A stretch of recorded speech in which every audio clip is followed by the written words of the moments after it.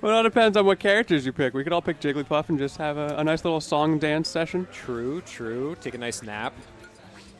I will never forget the day when I discovered what Rest did playing Melee as a 5-year-old. I would pick Jigglypuff and be like, why is this character in the game? All of the moves are so bad. Sing doesn't do anything. Rest doesn't do anything. And then there's that moment when you're a little too close to someone and you're just mashing dumb buttons and you get the baseball bat sound and they go flying into the blast zone. You're like, what happened? That's how that works? Excuse me? Did I just encounter a glitch? And then you can never recreate it because it's too hard to hit that move and you're 5. Yeah, very true. I think you just cited my exact experience with Jigglypuff back in Smash 64. It's kind of like one of those schoolyard lies that your friends tell you about a video game. Like, oh, if you beat the final boss 10 times in a row with no items, you unlock this secret extra character. Okay, Goku. Exactly. That was the biggest rumor on the playground when I was a kid. Goku. Unlock Goku in Smash. If my friend told me that Jigglypuff Rest was actually a touch of death move, I would not believe them. You know what one got me, though? I'm not proud of this one, but a friend told me that if you beat Mario Kart Double Dash 50 times, you unlocked Dry Bones and Boo. Interesting. And I believed them. Huh. So I started grinding, and I was like 15 wins in, and I'm like, wait a minute. You lied to me. All right. There we go, getting into this game number 1. Robin and Ice Climbers. Interesting. Every time I see low tiers on the screen, I get scared. Because people don't pick a low tier just for, you know, the fun of it. If they pick a low tier, they have nothing but bad intentions. It is out of sheer dedication and malcontent. I feel like Dr. Mario is one of the poster childs of that, right? Absolutely, yes. You see your opponent pick Dr. Mario, and the first time you're like, oh, easy dub. No, Never again. Yeah, you need to be scared. Your life is in imminent danger. Speaking of, goodness gracious, Sly getting his Ice Climbers clipped already. Yeah, Despa's been putting in work with this doc. The exact thing I was talking about. Like, character knowledge is so important with low tiers, and the only time you'll ever pick one is if you have that knowledge. Absolutely, absolutely. Percent's climbing very quickly here, and Despa is going to take that stock with a big back air. At the moment, Robin. looking relatively even here in this game 1, a little bit back and forth. I think a key thing is going to be the stock tanking from this Aegis and from this dock. There we see the dock going out, but if the stock from Aegis goes off quickly as well, it might not be too bad, but if you can't get that kill, it's just going to start piling against you.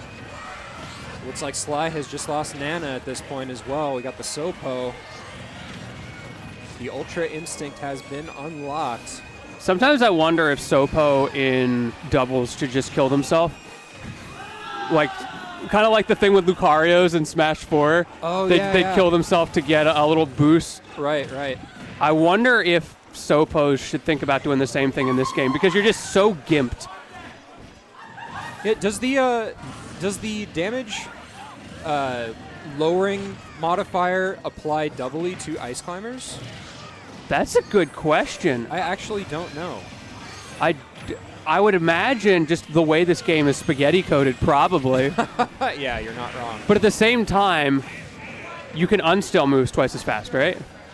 Probably. In theory. In theory. Unless they've got different staling counters, in which case... That could be how it's done. That would actually make sense if they had separate scaling counters. Yeah. Wow, things... This is incredibly volatile. That is going to be Sly's final stock there, but... Oh, goodness. Tweepy died in that interaction, too. Wow. Yeah, the reason that Sly died there was going for the edge guard on Tweepy, and it paid off. But now the onus is on Despa and Razine. Another big stage spike. Suddenly, wow, it's crazy how we went from, 3 stocks on both Despa and Shweepy with Razine and Sly being down to, oh my goodness, big F smash from Razine there. Oh, now it being okay. even at this point. Despa looking pretty in control right now, doing such a good job of ledge trapping. One thing about slow characters is when they're in the corner ledge trapping you, it doesn't matter that they're slow anymore. So they just get all of the pros and none of the cons. Exactly.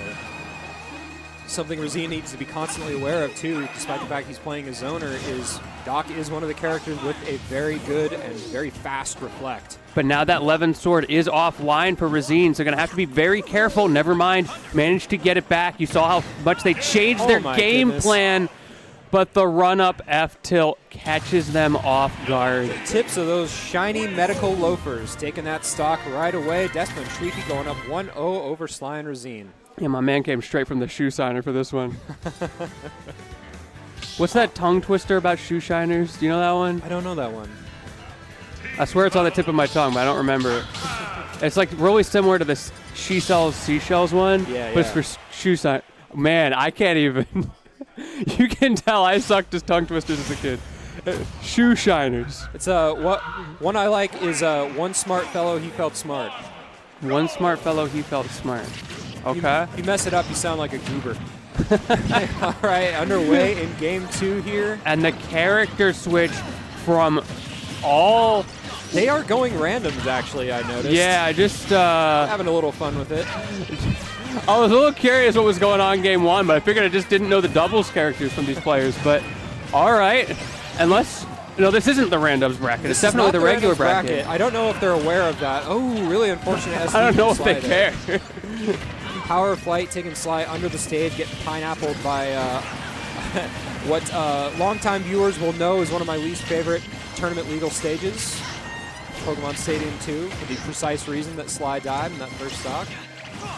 That is a hot take. Yeah, it is, I know. I know a lot of people think this stage is really good, very neutral. Don't like it. I'm not a fan of the underside of the stage. I don't like the weird wall. I don't like how you can get stuck. Bad stage. You can at me on Twitter. My information will be at the end of the video here, or the end of the VOD. You can call it a skill issue if you like. Don't care. I was so ready for Sly to also get pineapple there as you were saying that. It happened once already. Oh my goodness, almost the double dunk from Shweepy. It does really check your recoveries and your ability to do those shallow angles in a lot of cases. Yes, it does. And sometimes you just get scammed. Yep. Precisely my point. Ooh, great patience from Despa there against Sly. Recognizing the defensive landing counter, able to wait it out and get so much damage off of it. Really impressive showing from Despa as well, just in the fact that he's able to ooh, my goodness, there goes the giant fist. Able to accomplish some of these bread and butter Bayonetta combos. Bayonetta, notoriously not an easy character to play. Wow, what is Shweepy doing? Big call out from Razine. I gotta feel like that one was Shweepy's fault a little bit. Just kind of sitting at the ledge waiting, and the 2v1 came out on Despa, and there's only so much you can do. Ooh, that was a hard read from Razine with the F smash. Ooh, speaking of hard reads, the double up smash, making up for lost time, and now a good early combo coming out from Despa. That's one thing with Bayo that can make doubles really hard. She has these really long, easy-to-punish combos. Yes. So if you don't get those openings away from the other player, you can just struggle to rack up damage. Despa actually, okay. That is going to be another stock off of Shweepy, but Despa made a very interesting play a couple seconds ago. Utilized the side B in order to push Shweepy back towards the stage. This next stock is absolutely pivotal in this set. If Despa and Shweepy can turn this into a 2v1 now, they've as good as got the set locked down. But on the other hand, if Sly and Razine can do it, they might bring themselves back in for a game 3. And the F throw is going to kill there on Sly's part. This is the 2v1 situation that Sly and Razine needed. Now, it is certainly not over, but that 2v1 makes it so much harder for Shweepy to do anything here. Some very good edge guarding there, but Shweepy getting himself back onto center stage. Oh, I see. Every time a Lucas jumps up there, you know something bad's about to go down. In this case, however, Shweepy was able to mash out of it. I think was looking for a defensive option there, was Razine. Not able to find it. Oh! Very big up smash from Shweepy. And that wasn't a very big punish. All of a sudden, red team possibly at the end of their rope. No, the Waveland. Waiting for a defensive option. Once again, not able to get it. These two have gone back and forth with that patience. Hasn't worked out for either of them. And the back air is going to clip Razine. That's going to be the set. Great Excellent stuff. showing. Despa and Shweepy finding their win conditions so well there, especially in that 2v1 at the end. Shweepy finding the opening that they needed showing zero stress, zero fear in a very stressful situation. Really good on Shweepy, holding it together and clutching it out. I feel like the key factor there was just that the other team, Sly and Razine, weren't able to punish Sweepy's aggressive options in the 2v1 well enough. These ways to rack up damage slowly and eventually get that up smash to kill, and only got thrown for their trouble. Like, not a big deal. Sly, I think, was spending a little bit too much time on trying to maintain control over the gyro as well. Yeah. There's a lot of wasted time spent on dash attacking into the gyro, trying to throw it back and just having it get disappeared. Yeah. Trying to pick up the opponent's gyro feels so bad. That hitbox is the most scuffed thing. It's extremely janky. There's a reason for the "Go My Child, hold down the neutral" meme. It's so annoying. But you know what makes it all worth it? When you do finally get it and you throw it on the stage and you see the Rob player try to pick it up because they want it back and they can't. They get bounced around by their own gyro. They're too used to the privilege of being able to just walk up and grab it. Yep. Item play in Super Smash Bros. Ultimate. So while that set was going on, I see that Sparkle and Ruff took it 2-0 over Trident and Saint as well. Wow. The rest of our matches still going on in round one. A lot of our top seeds that we were talking about earlier did get buys for round one, so they're still waiting for their first opportunities in round two. However, I do hear some characters and things being chosen right now, so I imagine in a second we're going to be going into our next set. Excellent, excellent. What's your prediction? Who we got? That is an excellent question. I'm guessing based on who is underway in the bracket right now. What I'd like to see is Korath and Kisu versus Big Daddy Nom Nom and whoever his I'd be partner is. down for that. Unfortunately, they've been playing for about 13 minutes now, so I doubt that's going to be the case. I always love watching Big Daddy Nom Nom play. That penguin. The penguin. And he's good at it, too. Very. Like we were already talking about, always extremely exciting to watch the low tier. Okay, Ooh, here we are go. seeing- this is Ruff and Sparkle against Dre and MFA. Yep. Dre and MFA, by the way, were the ones earlier who were giving J-Jaw and JDV trouble in Randubs. So got some fundies coming out here from Team Dre and MFA. All right. For those who aren't aware in the chat, Randubs is a PNW special. For anyone who's not from our region, we love Randubs to the extent that in the middle of bracket, we will often get held up because top seeds are betting on Randubs. You're not wrong. So it only makes sense. We might as well make it a bracket. And you know what happened? The round one that we just saw just played Randubs in a different bracket anyway. We have an illness. The last large tournament that was held here, Keep It Chill, towards the end of that tournament, we had a random 4v4 set going on. Oh my goodness. With a team captain mechanic where if the captain lost all of their stocks, the entire team lost. So it was keep the captain safe on top of trying to play this war of attrition with stocks. And I imagine there was no share stocks for that captain. No, that is correct, yeah. Wasn't in the rule book, though, because I know someone's going to try to pull that. Like, what do you mean? He's right there. No, I didn't steal a sock. What are you talking about? Yeah, on Hyrule Castle, no less. Super scuffed, but super fun. And there were people betting on it in the background. It was wonderful. Oh, no. That is so degenerate. I love that kind of nonsense. Unless I'm sitting on commentary waiting for JDV to stop earning his $1 and play grand finals. Oh, Yeah, I'm Lord. calling you out, JDV. I know what you did. I was there. It was very 1 in the important. morning. It's extremely important that that was his bus money. Yeah, he got his $1, though. Speaking of bus money, my man JDV woke up this morning in Seattle. Did he bolt bus down here? He took a train, from what I understand, Okay, Amtrak. all the way down from Seattle this morning and got here in time for Randubs. That Goodness is gracious. dedication. That is extreme dedication. We are getting underway here, folks. Round 2, Ruff and Sparkle versus Dre and MFA. I do not see any random characters coming out this time. I guess both of these teams got the randoms out of their system.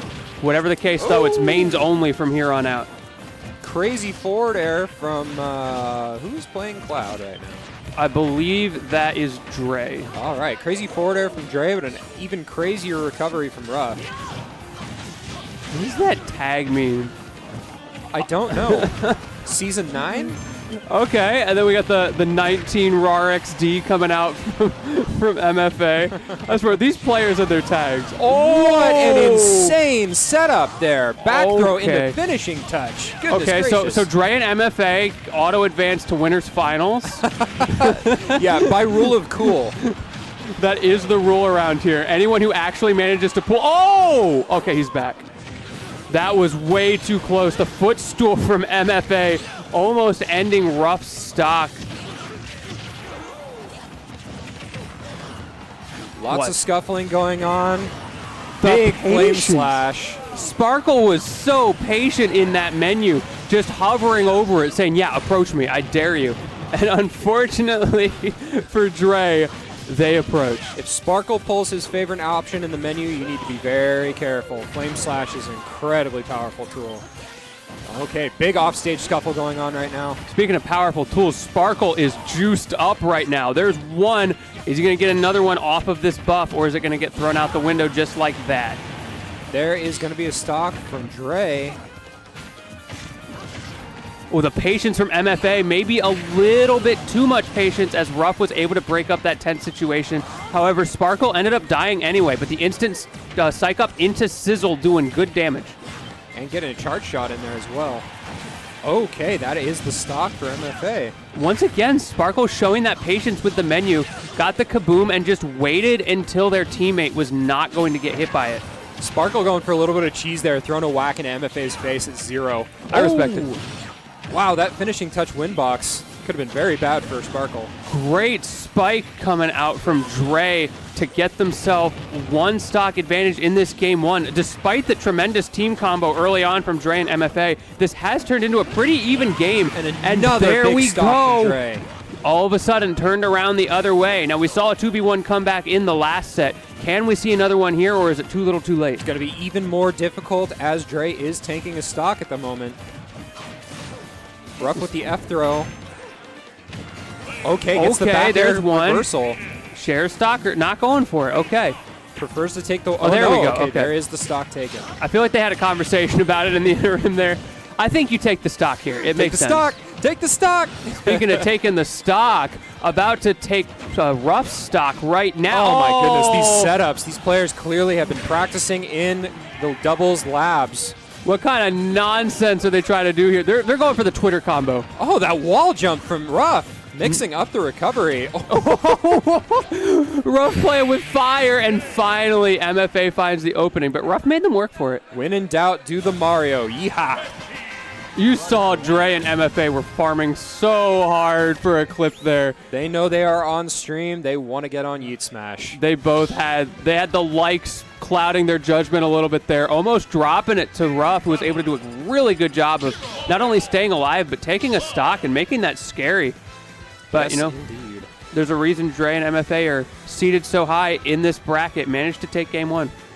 Ruff potentially weighing his options here, thinking about character choices. I know he plays more than just Samus.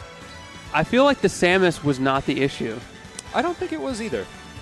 But in these types of situations, in competitive Smash, even the slightest mistake can make you weigh all of your options, reconsider exactly what it is that you're about to do. Absolutely. And sometimes it can just be a confidence thing, right? Mm-hmm. If you feel more comfortable on one character than another, might as well play him.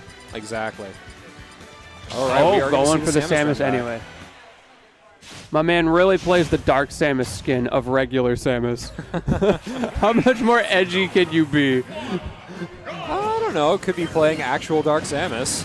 See, this is the, this is like the I'm not like other girls.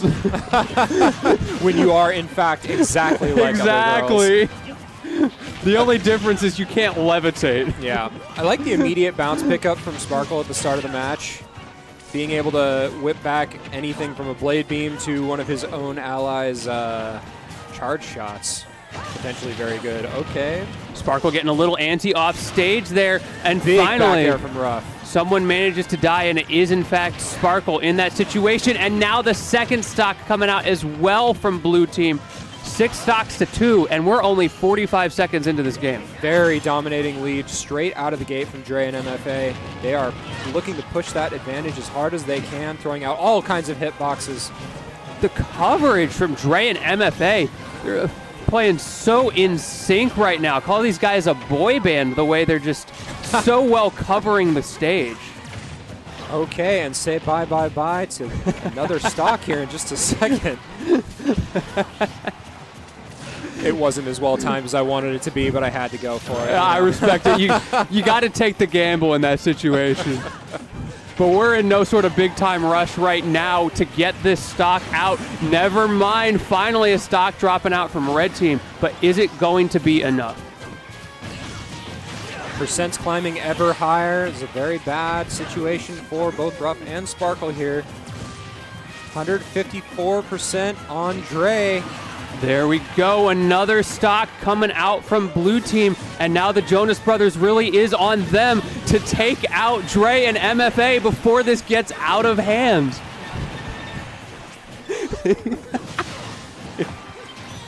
Goodness gracious. Okay, finally a stock coming off of Dre.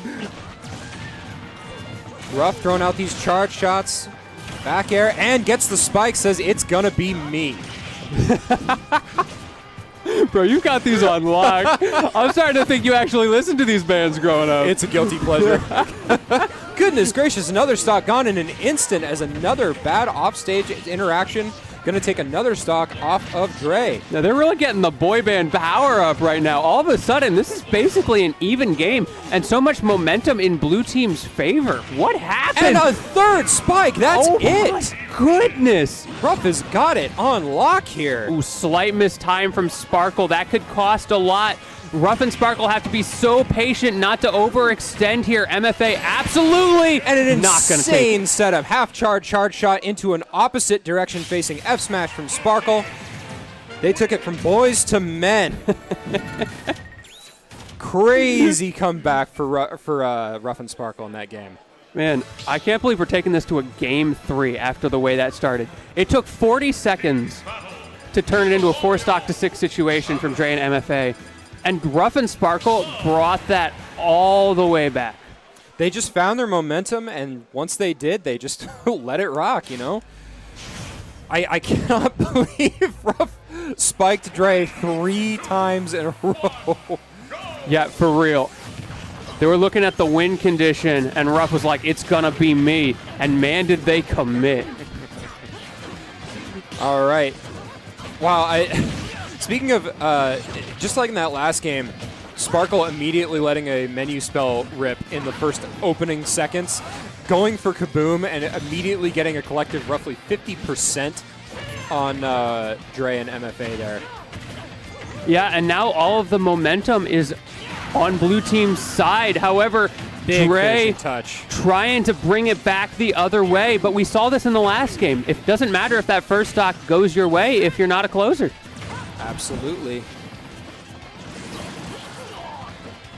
Big corkscrew attack out of shield. Charge shot to cover the landing from Ruff. Very good prescience on Sparkle's part, shielding that charge shot. Oh, unfortunately, Dre throwing a limit blade beam into his ally.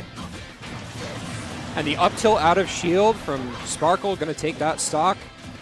Blue team managing to keep this a lot more even this time, which for Dre and MFA could be a little scary because, again, they know that blue team is really good at coming back in the second half of the game, and they realize now how volatile those stocks are from Dre's Cloud. Okay, okay, there it is. Yeah, there's just nothing you can do there. Sparkle was trying to wake Ruff up. Unfortunately, didn't get to it in time, and the limit cross slash did clip that stock. Bounce coming up online. Another snooze trying to come out, not going to work out. Honestly, that bounce is just really nice as a defensive option against his teammate. Not having to worry about Ruff accidentally hitting you with a projectile is pretty valuable in doubles. Exactly. Okay, another big up tilt for Sparkle. Dre now on his second stock. Once again, going tit for tat with these stocks. Anything you can do, I can do better. However, the red team still holding a fragile lead right now. And there is the Mario Yeehaw. So many down airs from Ruff in this set. I feel like this man was like labbing earlier and found out how good that move is. It's like, all right, bet. I have figured out the frames. Time to let it rip.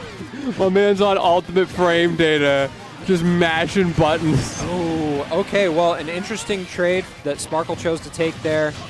Goes for the point blank kaboom and takes both the stock of Ruff and MFA. Definitely a trade in red team's favor as far as stocks right now. 3 stocks to 2, make that 3 stocks to 1, and all of a sudden, we've seen this exact situation before, and we saw how it panned out. Can Ruff do something to get back into this set, or is it down to the loser's bracket? I have never seen so many finishing touches in a single set in my life. And MFA is just waiting, and that's not a good spot. Ruff has been so stuck on the ledge, hasn't died, but just these little bits of damage are adding up. Incredible patience on that ledge, though, and really good at mixing up the recovery. Goes for the down throw. Very good conversion from the team there. Up smash, And not the going to kill. Air going to kill off the side. Great stuff to MFA and Dre, taking that over Ruff Sparkle 2-1 at the same time. Great stuff to Ruff and Sparkle. They got a game out there. They showed their comeback factor. They showed their willingness to keep pushing even when it looks like the game's over, and really made Dre and MFA work for it. Sometimes every little thing you do just isn't quite enough. Okay, I'm done with the boy band references now. Dude, I can't even be mad. Like, you had so many of them ready to go. You did too. I don't know what you're doing. Don't worry about me. We don't got to worry about me. You know, I have a little sister, you know how... Nobody fact check that. No, I'll straight up admit it. I greatly enjoy Backstreet Boys. I got the greatest hit CDs at home. Oh, you're committed. You don't even have it on Spotify. You have that modern CD life. Oh yeah, I'm an old school kind of guy. You know, I had a CD player in my car. Were you the kid who went on the bus with the boombox as a kid? Was that you? No, thankfully. Or the Walkman? Oh no, trust me, my situation was much more jank. I had a Nintendo DS that I bought an MP3 player mod for. Oh no. And I recorded music with Audacity using the line-in feature off of YouTube and converted it into MP3s, put it on the Nintendo DS, and listened to that on the bus. Oh, that's awful. It is as jank as it gets. Wow. Why? Because it was $20 for me to do that in a time where iPods were like $150, $200. Honestly, I got to respect the hustle. Pulling out Audacity and the line in, bro. Yup. That is dedication right there. Took a lot of man hours and a lot of patience, I'll tell you that much.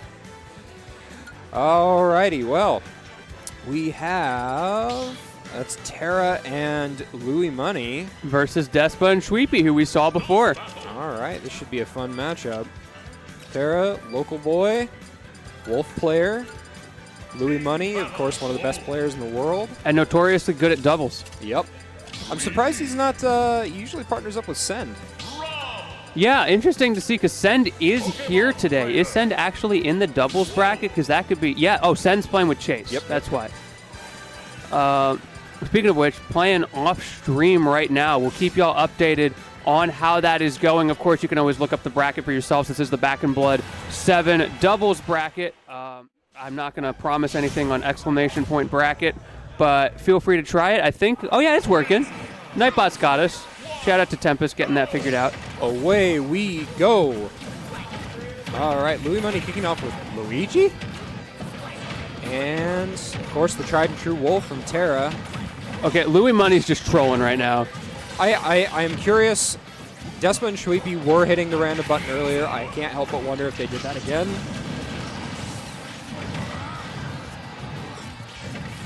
I was not paying good enough attention.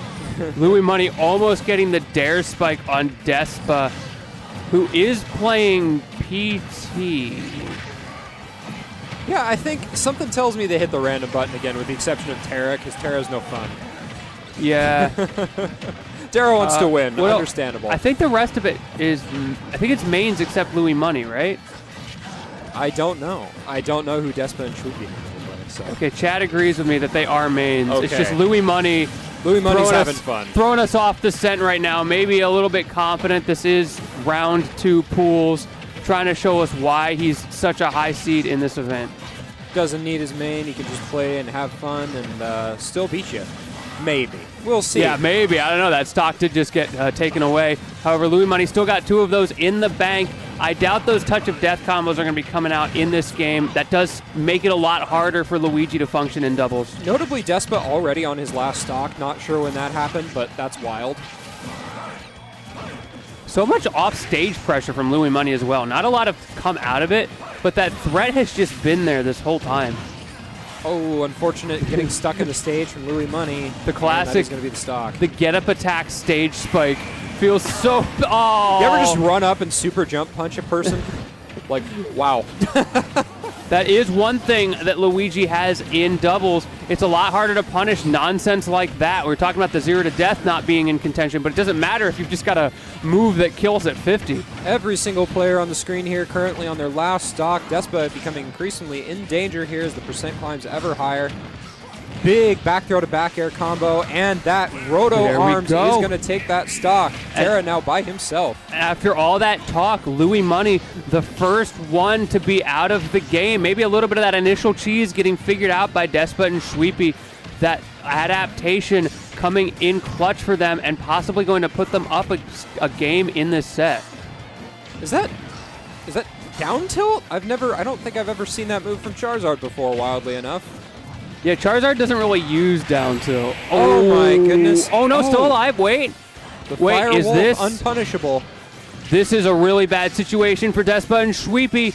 All of a sudden, not able to kill with that up smash, and Terra has the opportunity here, doesn't get the right read. Reads the roll in.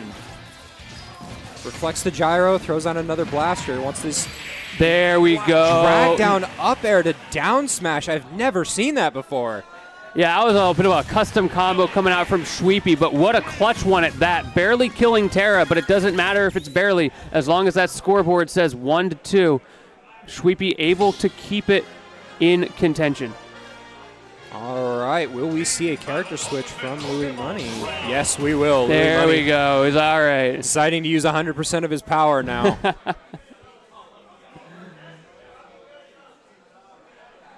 Here we go. All right, Louis Money, you had your fun. You got your warm-up with Luigi. Let's see what you can do with a real man's character. Catch a blaster in the face in the first 2 seconds. That's what he can do. Yeah, at that point, there's like a little part of you that's like, you want to see him do worse with his main now?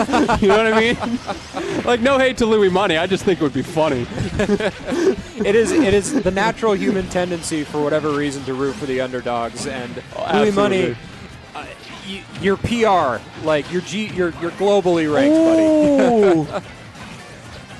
My man Sarah saying PU right now to Shwupi. Great fair to bear early conversion. Going to take that stock a little bit earlier than Shwupi would have liked with such a heavy character.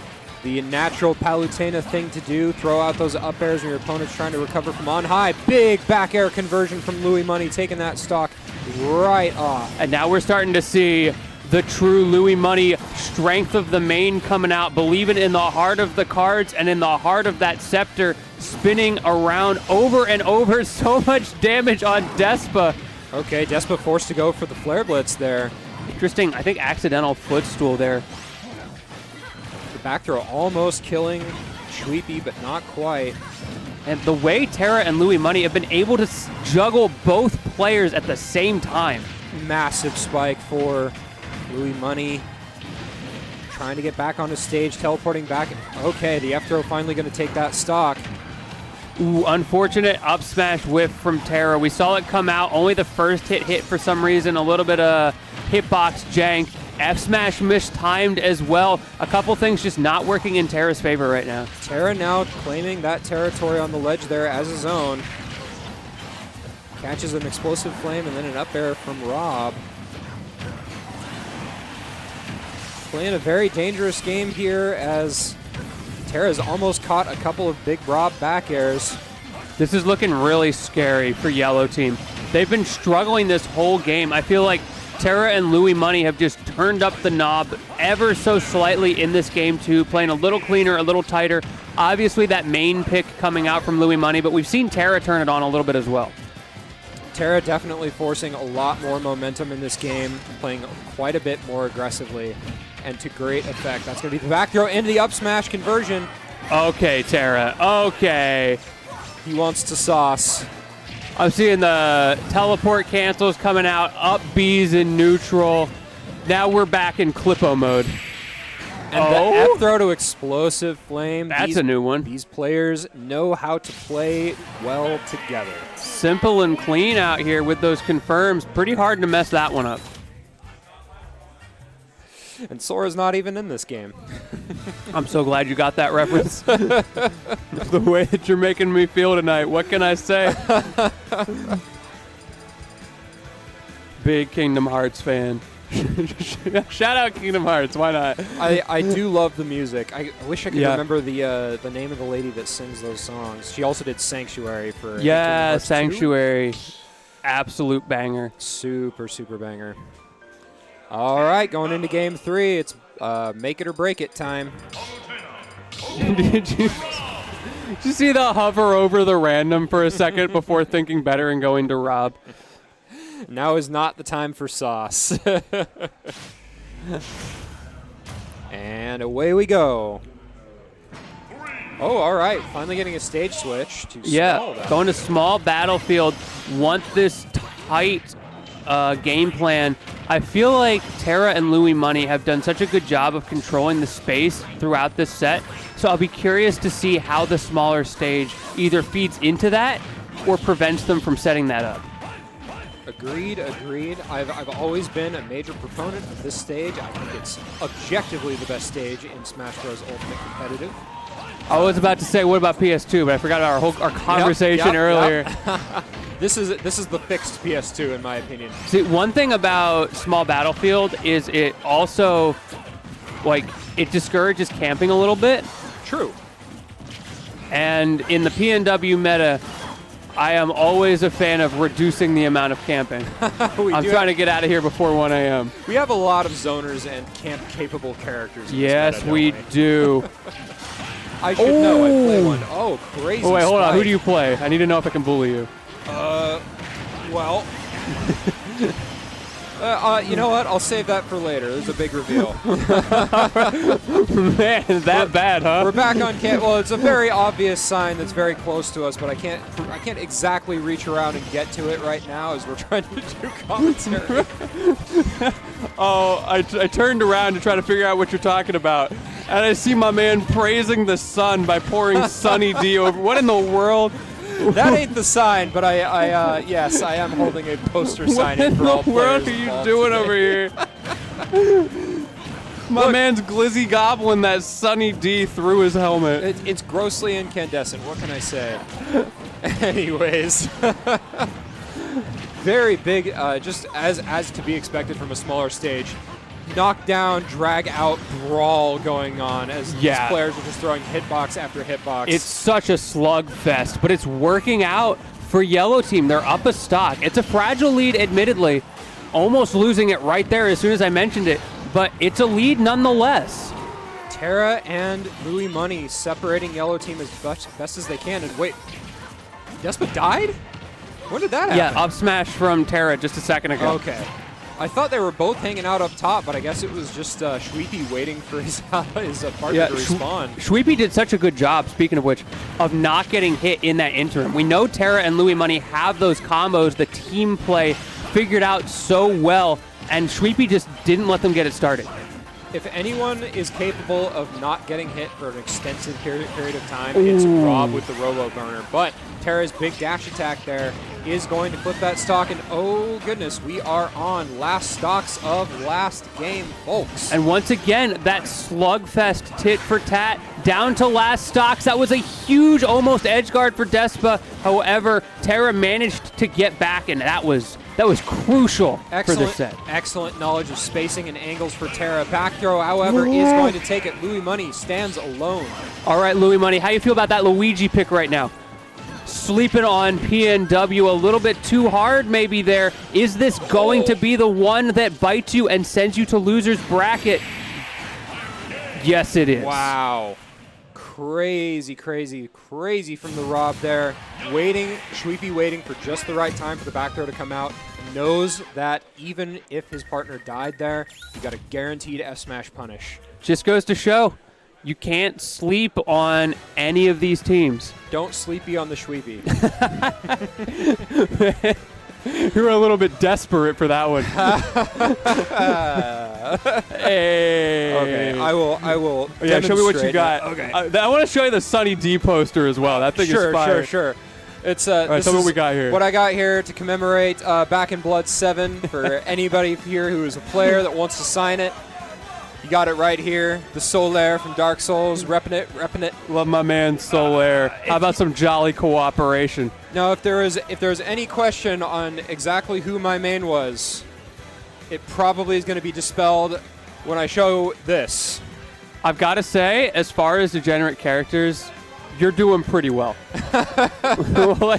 Plant is a perfectly honest character. I'm a proud member of the Plant gang. See, one thing with Plant that helps you out a lot is that Plant sucks. You can only get so bad at a sucky character. I disagree. I think Piranha Plant is solidly mid-tier. I will Really? fight people on that. Yes, I think he is heavily underrated in the so-called official, the PGR tier list. I don't think he's bottom tier. Not even close. Interesting. I feel like capping a little bit on that one, but I'm going to let you ride. You're the Plant man. If you took Patui away from him, he would be the worst character in the game. He would be... You'd be the worst character in the game if you didn't have Patui. But Patui, by itself, one of the best projectiles in the game, like top 3, carries the whole character, makes him able to do some really crazy stuff, in my opinion. Yep. Go watch Lucky, go watch Gruard, go watch Brood. They will prove to you everything you think about Piranha Plant might be wrong. Interesting. I will say, Plant's ledge trapping, absolutely insane. That is where he shines. And I love that the fact that we can even have a conversation like this, a character that's historically considered to be bottom tier or close to it, and there can be some sort of argument for, well, is this character maybe a mid-tier actually? Exactly. And you can see these players who have figured them out so well, able to absolutely style on top tiers. Goes to show how balanced this game is. Exactly. And as Smashers, we're not used to that, are we? From previous games, no. The balance in Ultimate is amazing because of how tight it is. When you've got one of the best players in the state here, Major, has been PR a couple of different times, probably going to be PR in the upcoming season. He is a Ganondorf solo main. Ganondorf, arguably, by many people, the worst character in the game. Don't tell Major I said that. He'll punch me.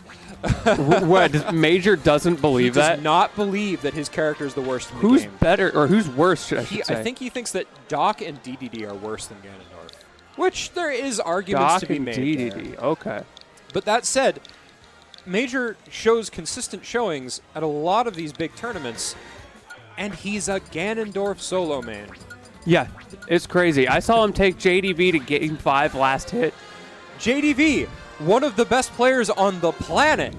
Last hit, last stop. And it's Pac-Man Ganon. That matchup's supposed to be unwinnable. It is miserable. And somehow he brought him to Game 5 last hit.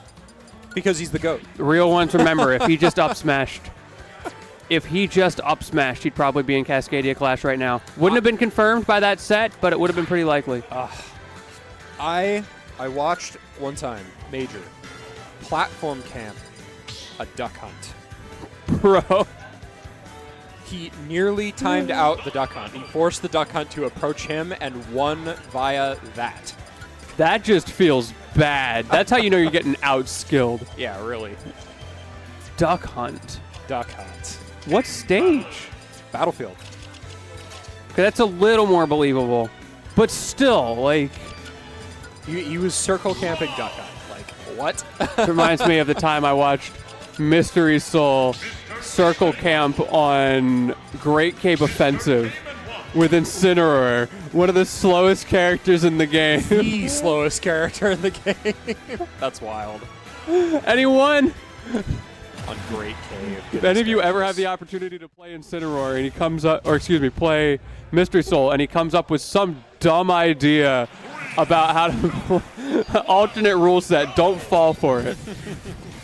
All right, here we go. Bombastic, another one of Oregon's PR players, and Monty versus Risk, TKR, and Sticky. I couldn't help but notice in the player cam before, Risk Taker looks like he just crawled out of bed. You know, I'll tell you why. Because he did. This man's at my B&B. We were all ready to walk out the door, and we're like, hey, Risk Taker, aren't you in doubles? He's like, yeah, I'm up. And just like rolls out of the bed. He's like, all right, ready to go. Still got the sleep fog on his brain and the crust in his eyes. Who cares? Let's just play a little bit of competitive, shall we? Okay. Oh, wow. Getting a accidental own team confirmed there. Risk back airing Sticky. Yeah, clearly he's awake enough for that. However, I mean, let's be honest, that back air is a little bit big. Let's see what else he's got. Does he have the tight confirms, or is he still a little bit sleepy right now? The double Game & Watch, the true terror of worlds here. Yeah, you better watch out for Bucket. The amount of projectiles that Risk Taker and Sticky want to throw around at all times. And now you have 2 buckets to deal with for the price of 1. An incredible showing from Bombastic and Monte so far. Okay, there is the grab to up tilt confirm for Risk and Sticky. Finally, a stock being taken from blue team. Make that 2. Another one right after. But yellow team has such a disadvantage at this point in the game. They're going to need to figure out a complete overhaul to their game plan right now. Game & Watch usually a, not campy per se, but let's say very spacing-oriented character, and both Bombastic and Monte playing a very aggressive game here. Yes, they are. I'm really curious to see what the counterplay is going to be from yellow team, because these setups just aren't working out in their favor. It feels like Bombastic and Monte are one step ahead of them. Absolutely. Just pressing so much advantage. Game & Watch, of course, one of the most difficult characters to pin down in any situation, especially on ledge. Okay, up tilt, that's one thing that can get you back into this game. But even on Game & Watch, that was a little bit too low of percent. Down smash also not going to do it. Ricky going really low there. However, not enough. And another up tilt, okay. Make it 3. Oh, he tried it. Sticky very close, or very slowly working his way back into this. Now the down air not connecting either. So many things not working out in Sticky's favor. Game & Watch, of course, one of his only notable weaknesses that he does not have a kill throw until about 300%, which, you know, by that time, anything will kill. All right, Sticky on his own. Is it Judgment Day? I want to see it. Bombastic loves to throw out Judge in situations where he is well in the lead. I mean, it's 3 stocks to 1. You got to farm for the clip, right? Exactly. Okay, just throwing out fares, trying to play it safe. I see what I call my man Bombastic right now. He just threw out 3 forward airs in a row. More up airs there. Trying to land on 2 Game & Watches at once must feel so bad. Yeah, really. It's already hard enough landing on one.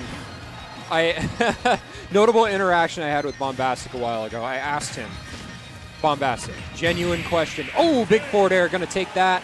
Bombastic and Monte going up 1-0. I asked Bombastic, genuine question. Do you extract fun and enjoyment after up-airing your opponent 127 times in a row? I bet he said yes. Bombastic looked at me. He said, you know what? Yes. Yes, I do. That's how you know the character choice was meant to be. A match made in Smash Heaven. All right, going in game 2, right back to Pokemon Stadium. No character swaps here. Players sticking to their tried and true. Gotta love the leopard print on Sticky. Really rocking that drip. Yeah, my man, I don't know about a snake, but looking like a little bit of a cougar right now. Do be on the prowl, though. he is on the prowl right now, and he likes some 2D. POV, you're fighting Game & Watch, and it's just a line. Oh, I love those memes. It's like fighting some kind of eldritch horror. It is fascinating that Game & Watch is modeled in 3D. He's just really thin. Yeah, true. I think it was Smash 4 when Bowser used Whirling Fortress on the ground. His model actually became two-dimensional. Really? Yeah, it became a flat two-dimensional model that just flipped back and forth really fast. That's wild. All right. So I guess no hitbox interpolation on that move. No. Did Smash 4 have hitbox interpolation? I don't think so. Yeah, I don't think so either. If you look at those hitboxes, it certainly doesn't look like it. They're just chaotic for the sake of being chaotic. In Smash Ultimate, you can at least see what the devs were trying to do. Right. Or what their software was trying to do. Well, this is a very different game so far. Risk, TKR, and Sticky now actually up 2 full stocks. Well, make that 1 full stock, but still quite a lot of percent worked up on Bombastic. Yeah, this could easily right here. No, Monty doing a good job of closing it off for his teammate. However, you can only survive that so many times before your teammate's not going to be there to save you. And there we go. Yep. Look at this double sharking. Monty goes off and Sticky coming right after him. Down air out of shield does so much damage for Snake. Okay, Ooh, neutral okay. air clipping. Sticky. That's something you don't see very often. Just a high nair from Game & Watch getting the kill. Sticky coming off of Angel platform, though, and immediately dropping a C4 and getting a kill. Both Bombastic and Monty on their last stocks. It is 4 stocks to 2 right now. Yellow Team has completely swung this around. We were talking about the adaptation of the game plan and figuring out what went wrong in that game 1. And it seems like Yellow Team has figured it out. Yeah, you can't even go for the punish on that berry because you don't have the HP to withstand the punish. Again, going for those down smashes, not going to do too much for Monty, just trying to make anything happen, but getting closed off at every turn. These are characters with notably huge hitboxes, despite being as slippery as he is. Wow, what a conversion there as we get the pummel to F smash, utilizing that great big disjoint on the Rob Laser to take that stock. Character's just so light. He was at 70-something after the hit. Obviously, it was the edge of the stage, and it was an F smash, but still. Such an exploitable weakness, and I feel like Yellow Team did a really good job of getting those early stocks and taking advantage of that lack of weight from Game & Watch. Not letting themselves get bullied and snuffed out at every corner by Bombastic and Monte was exactly the adaptation that they needed to perform to get themselves back into this set. And Game & Watch is such a weird character. So weird. I saw something the other day, Larry Lur was talking about how Game & Watch is the best secondary counterpick character in the game. That makes sense. He's got a lot of really good matchups, especially against characters that struggle with their recoveries. I think Game & Watch goes plus over Cloud, for instance, because of that. And it's strange. It feels like and looks like oftentimes when Game & Watch is on screen that the player is just pressing buttons and that it's working. Which, in a lot of situations, that's kind of the case. Game & Watch's conversions and his combos are not particularly difficult to accomplish. Yeah, his core game plan doesn't have to change a lot between matchups. This was, for anyone who's seen that hour-long rant video from Mudace, it's a great video. Obviously, there's going to be personal biases involved in any conversation like that, and Mudace being on the Peach agenda has a little bit of bias. Yep. However, does a really good job of talking about Game & Watch and other characters, the way their game plans don't have to adapt in different matchups. It doesn't matter the matchup. Game & Watch is going to run up to you and he's going to mash Nair. Yep. Right? And not having to have that additional mental stack and having to learn all those additional things about each matchup can make the character a lot more effective in a bracket setting. That makes perfect sense. It also prevents like getting that bracket fatigue as well. Yes, that's a big factor that that video was talking about as well. The lack of fatigue from playing a character like Game & Watch versus a character like Peach it's a drastic difference. Monte giving both Sticky and Risk TKR the steel chair in the corner. Both of them tried the same exact get-up option. Monte just hit them both with the chair. Yeah, my man got kicked out of the WWE twice in a row. Vince McMahon shaking his head as he counts his money. By God, somebody stop the match! All right, we're seeing this oscillation of this set. The last game, so in yellow team's favor, and now this game back to what we saw in game 1, so in blue team's favor early on. Both of them at high percents. But this is what I was talking about, the way yellow team was able to get those early stocks in the last game. Now we're not seeing it. We've got a Game & Watch at 136, which is like 200 on a normally weighted character. Both members of blue team doing an excellent job of holding onto their stocks.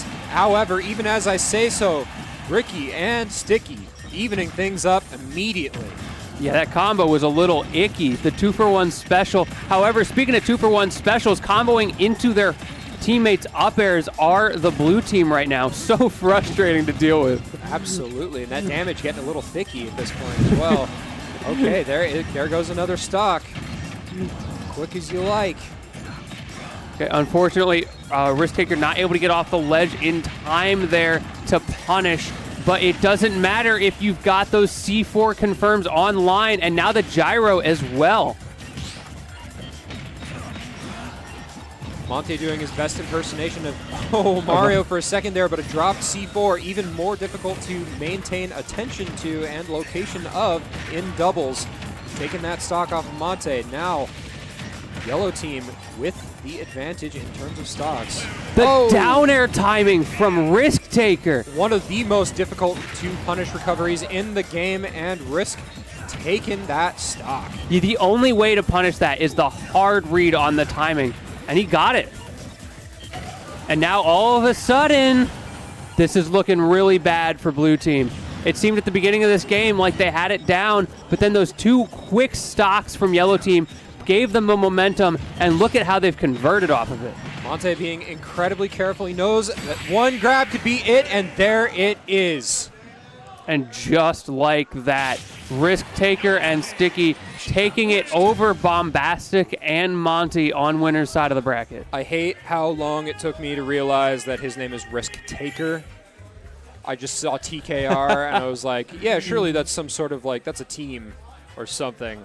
I don't know. Well, whatever the case, no risks were taken in that set. Had the down air timing perfectly in the last moments. Able to get the grab into the up air as well, comboing with the teammate. Beautiful stuff, really showing the finesse and capability of this team. Clearly they've played together before. Absolutely. Sticky doing such a good job of capitalizing on those grabs from Risk Taker. And you know what the reward for that is? They get to play JDB and Jeja next. Oh, goodness. Who just took it over Korath and Kisu. Two of the best players in the PNW region, as well as one of the best players on the planet. And, well, no, now that I think about it, two of the best players on the planet. Jeja, arguably the best Kirby on planet Earth. Mm-hmm. And for good reason. This character sucks. No one should play this character. Kirby's so bad. You're not wrong. But you know what? Jeja makes it work. And I have mad respect for people who play low tiers. Yeah, me too. They know they want to play this character. It doesn't matter where they are on the tier list. They just play better. Speaking of tier lists. Let's go. We got Major and Adam versus Send and Chase. Is that what I'm seeing? Yes, yeah. Yes, indeed. This is going to be a hot set. Speaking of some of the best players on the planet here. So to catch y'all up on the bracket of how we got here, Send and Chase just won over Soare and Lightning Quiz 7. Meanwhile, Major and Pobrecito, is that what, am I saying that right? Pobrecito? It's Adam. Okay, yeah, Major and Adam taking it over Viola and Lumecos. He likes to take weird names into big tournaments sometimes. Adam, PR player from around here, notable Yoshi main. Chase, of course, one of the best players in the world. Send as well. Send arguably the best Ness on the planet. But some people might be familiar. Major got a incredible upset against Send a couple months back. Cleanly 2-0ing Send in that was a singles bracket. Major just kind of showed him what was up. Yes, he did. But today is a different day. Send has had a couple of months to come back from that loss. And not only that, it's not just Send here. Chase has got him as a little bit of backup. Keep any of those shenanigans from the Ganon from coming out. Looking to take a little bit of mutual revenge here, perhaps. I feel like Ganon becomes even more volatile in doubles. Ganon is legitimately good in doubles. He's terrifying, but also he's still got that weakness from singles where you hit him once and it's over, except he's got to watch out for 2 hits now. Potentially, yes. Chase rocking some kind of like shiny stuff beneath his eyes. My man's got the whole fit going. Matching the controller with the phone case with the shirt. Looking fabulous. And the sparkles. My man's going to start playing Hero next. Send getting a good stretch in.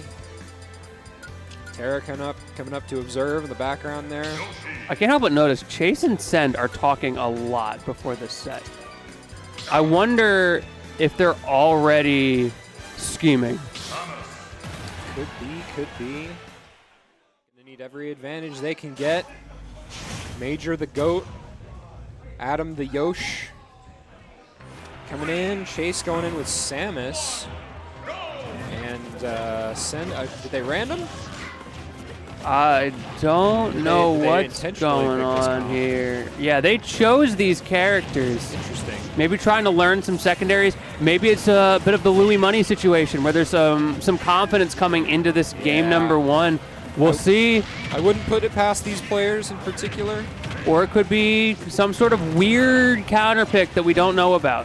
Major, of course, very familiar with matchups, both in terms of Samus from Ruff and Aegis from Kisu. I can definitely see Send and Chase just trolling. They're the kind of people who would troll in a situation like this. Yeah, they certainly would. Like, this man plays Ganon. Easy. Is your memory so short, Send?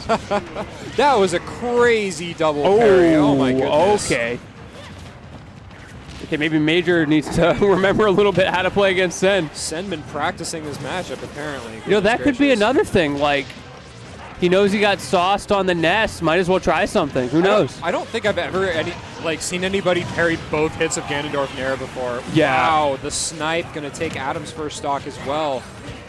This is looking so solid for Blue Team. We were doubting a little bit because of the comp. Finally, Major getting that first stock, but still the solid control. Aggressive use of the Wizard's Foot to kill Chase there.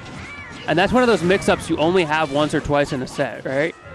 Pretty much. I think Chase is going to be a little bit more wary when going to climb up to try and stop Major from recovering. Big platform tech opportunity there.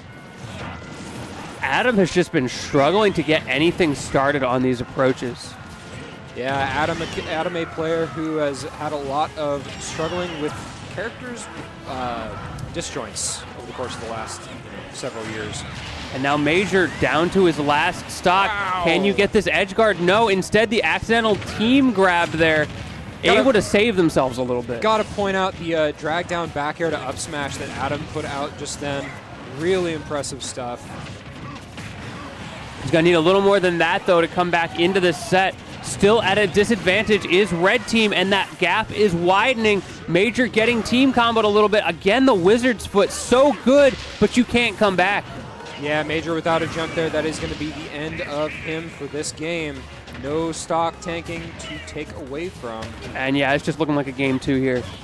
Not much that Adam's going to be able to do in this situation. Maybe try to figure out a little bit with the patterns, but honestly, in the 2v1s, with this much of a stock lead, they're just going to be swinging.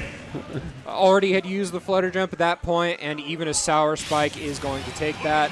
Send a Chase going up 1-0 over Major and Adam so far. Really solid play from Send and Chase. I was a little bit iffy about especially the Aegis Because a lot of people are like, oh, it's Aegis, easy. Right. I'll just pick it up and win because it's Aegis. And then they just get bodied. Yeah. And that's not what we saw. We saw really clean play. Yeah, it looks like Sen's actually put a little bit of time on the character, and now Sen is going to go the cheesiest character of all. We are going to see some Sonic from Oh, Sen. boy. Send is on a mission to make PNW cry right now. The Sonic coming out. Pobrecito means poor, by the way. Perhaps Adam falling a little bit of financial hard times. All right, away we go. Adam getting both players in a bit of a team or a bit of a solo combo there. A lot of unfortunate friendly fire from Major and Adam so far. Also, did you notice Chase managed to combo both players at the same time there? That's so much bonus damage that you get. Watch out for Major, though. Manages to get back, and now you're stuck in the corner. However, Send, with this blue ball of fury, able to cover so much distance and prevent those scary corner situations. Hits the jab off of the tech chase. Very good pressures from Major. Goes for an up air while Send is way up in the air there. Yeah, I like that. Hit Major, but honestly, Major's so much lighter, it's worth it. Okay, big double hits from Send as well. Adam trying to mix up his recovery to keep himself safe, but accidentally bouncing Major off of the stage. Oh, There's the combos we need to see. Unfortunately, did take his teammate with him, but was a good trade, finally, I think. like, getting something started there. And if you're Ganon that high up, it's a lot scarier than if you're Samus. So I can Chase understand. just SD? I think so. Well, this is That just kind of happened. this is potentially Major and Adam's game to win. Yeah, it is. However, Send and Chase proved their ability to bring things into complete control in game number 1, so we'll see if they can do the same thing here. The Sonic pick maybe not working out so well. Like, you're not getting killed, but you're not doing much. Send doing a really incredible job of maintaining that first stock. It's a very bad situation for Major, and that is going to be it for him. However, Back still to an even. extra stock online, and we see the stock tanking from Adam. If that's their game plan, then it is working really well. Major has the opportunity for a really dominant edge guard, but no, Chase answering back with the aggressive fair. What are you going to do about Sonic, though? Incredible aggressive recovery from Adam, keeping himself alive and safe with all of these big lingering aerials. Major getting himself back up onto the stage. How is he going to deal with Sen Sonic here? He's done a really good job of not getting edge guarded by that Sonic. I feel like Sen just hasn't been able to get the openings he needs. However, Chase will last stock situation for Red Team, and what a turnaround.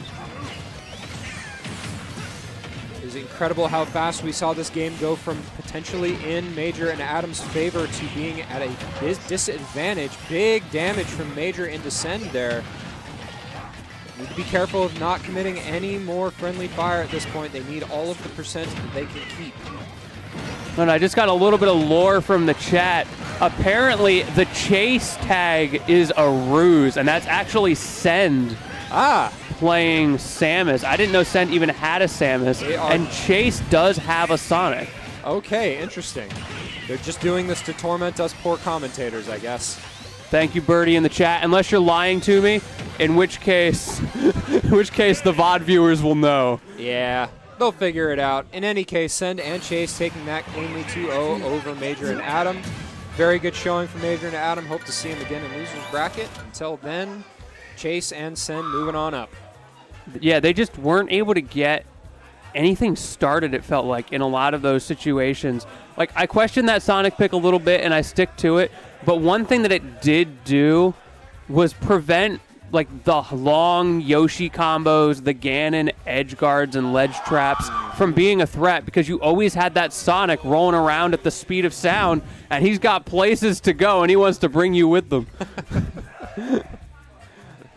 It was a fast game as well for having a Sonic on the screen. He was just holding forward. He did not care. Yeah, it's always ironic, isn't it, that the fastest character in the game leads to some of the slowest matches? Yeah, that's been historically the case in really any Smash game that's not Melee, right? Because it means you can run away better. Yeah. And running away is just too good in Smash games. Yeah. Doesn't help that unlike Roy, who's also fairly fast on the ground, Sonic is not a character that's built for aggression, weirdly enough. He's built for playing these weird hit-and-run strategies. Yeah, and he's got this weird mix-up game with that spin dash that's just so hard to play around if you're not familiar with it. Obviously, all the competitors at this level very familiar with that matchup at this point. It's become a pretty meta-defining, especially online tournaments. So you got to know it, but the still. Menace, the best character in the online meta, Sonic the Hedgehog. Have you seen that Gimmer video from a couple years ago explaining why Sonic's so good online? I think I have. It's a great video. Chad, if you haven't seen it, go check out, I don't know what it's called, just look up like Gimmer Sonic Wi-Fi or something. It'll probably come up. It's a Gimmer's Lab video. I'm sure. I'm sorry, go ahead. Oh, you're good. He talks about how the delay from delay-based netcode affects so much of your ability to react to what Sonic can do. So he'll be half a screen away, and he has burst options that you can't react to. Yeah, so it's always exactly a guessing game. And any situation where one player is playing a guessing game and the other one is not, and they're playing the traditional RPS, whoever's playing that traditional RPS style has such an advantage. Makes perfect sense. Well, I can hear some character selection going on in the background here. Okay, we're going to get underway with another matchup here. We're in for round 3 with Despa and Shweepy, this time against Yash and Temporary Plan. All right. That's a great tag, by the way, Temporary Plan. I like that.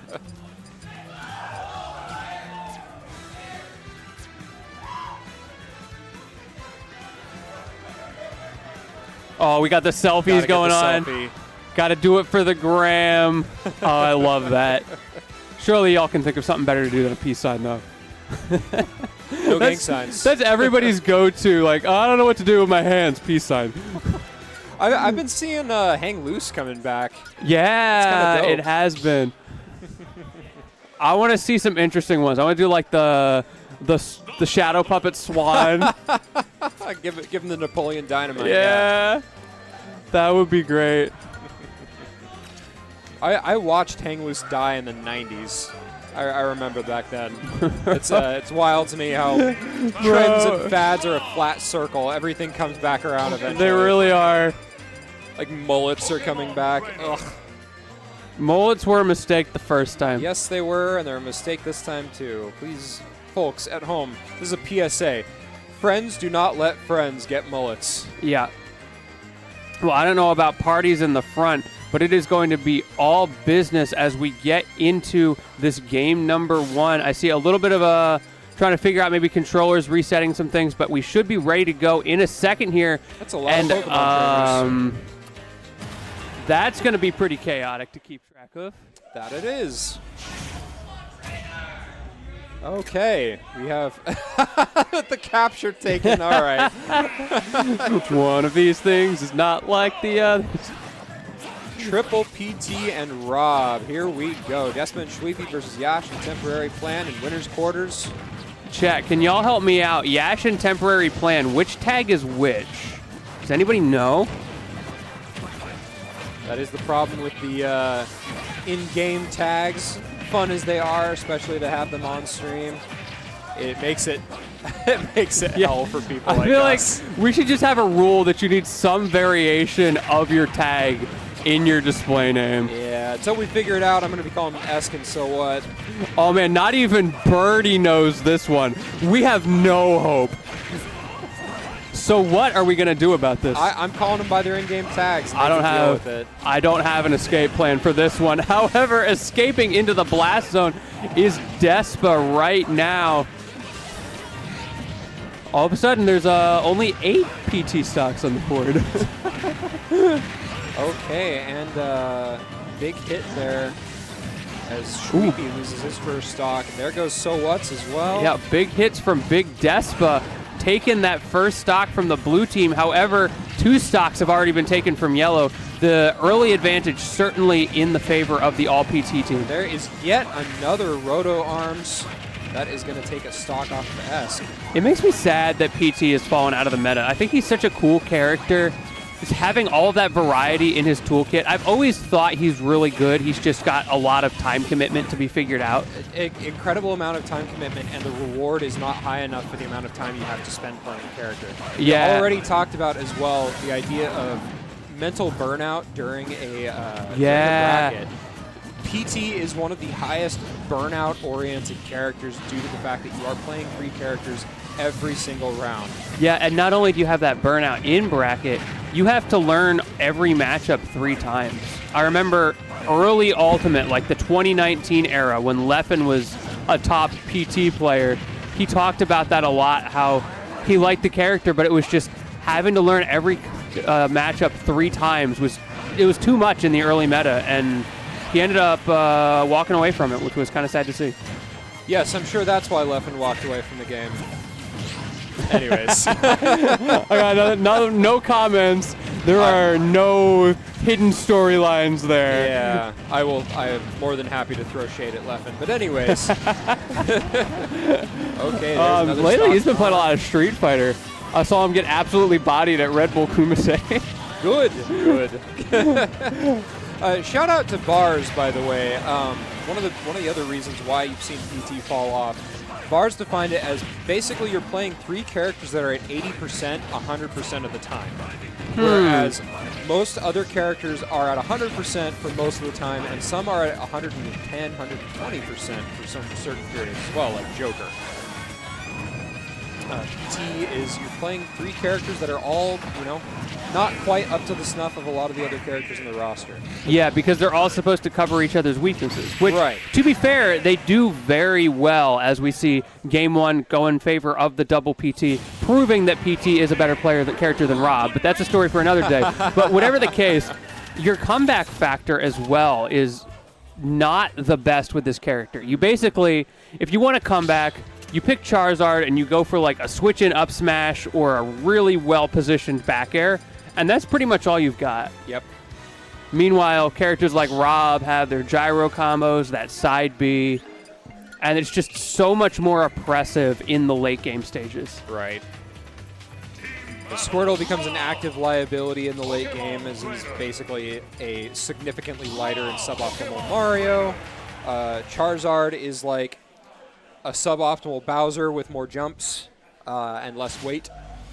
And we got the double Rob versus double PT now. My man didn't listen to me. I told you, PT's the better character. We just proved it. Well, the results speak for themselves. I don't know. Maybe there's some kind of like hidden multiplier that can be found from like doubling up on a character. That's the success that Yash and Temporary have found. You mash 2 side Bs into each other. Exactly. Imagine being at the center of that. Put them in the blender. Yeah. This blender's 2-stage, 3-axis. What you gonna do about it? CNC milling you into next week. Goodness, that's a reference I almost didn't catch. Okay. Wow. Okay, there we go. Finally, that up air. Staying up in the stratosphere for as long as he feels like there, RoboBoner is such a good tool. We saw So What fishing for those up airs a lot. Got one earlier that didn't kill, but that time the damage was there and was able to take it. This stage certainly working out well for Despot and Shweepy, because all the kills are proving to be off the top. The problem is they're not able to get enough with that little bit of extra time and damage to make up for it. Okay, the really small side blast zones of Town and City coming in clutch for Despa and Shweepy as they're able to catch whoever the Charizard was on that side platform and take that stock relatively early.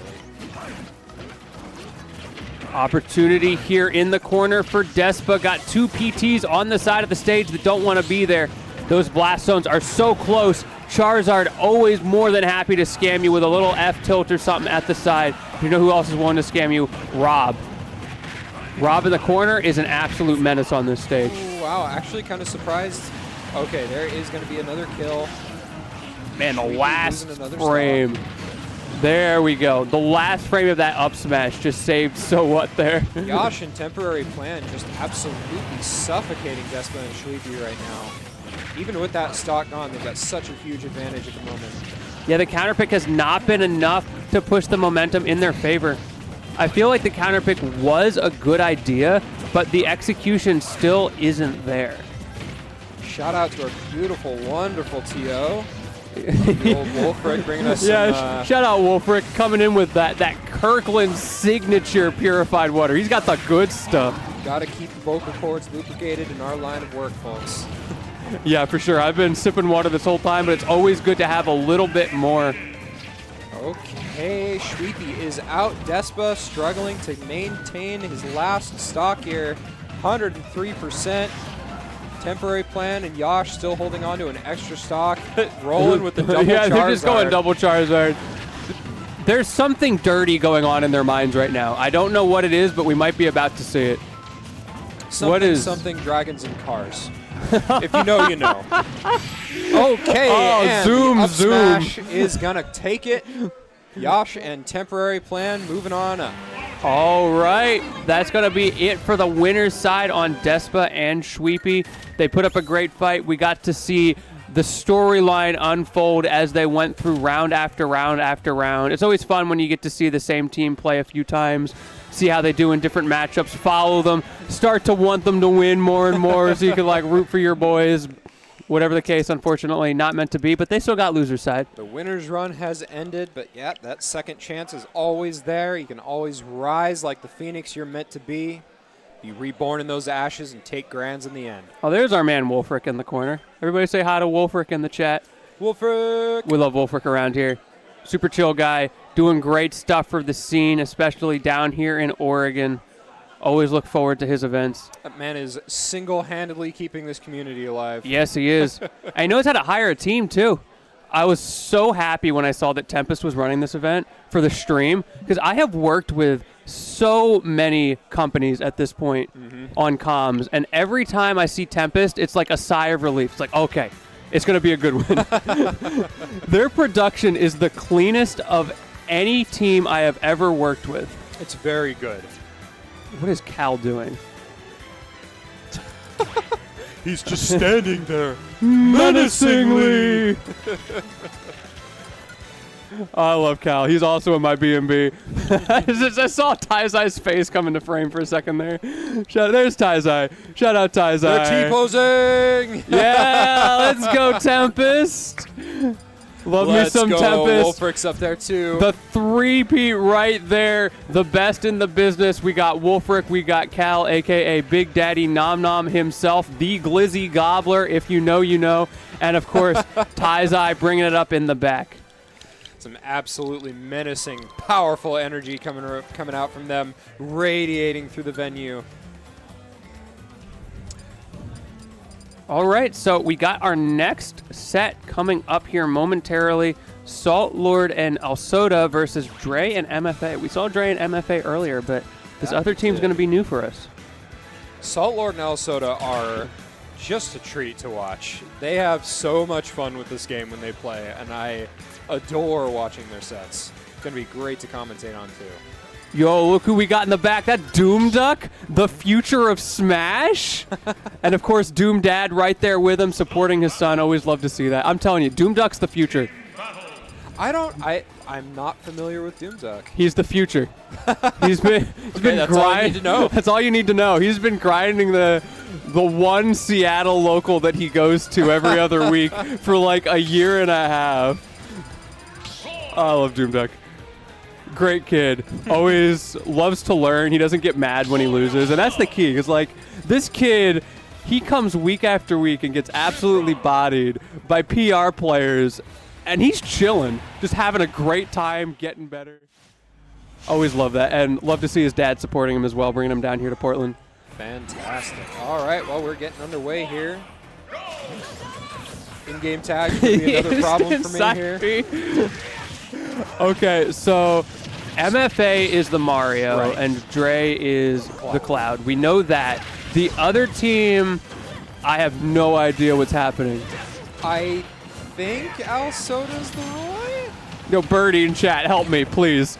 I need your sacred knowledge. Who are these players? Wow, big limit cross slash, almost killing the Roy there.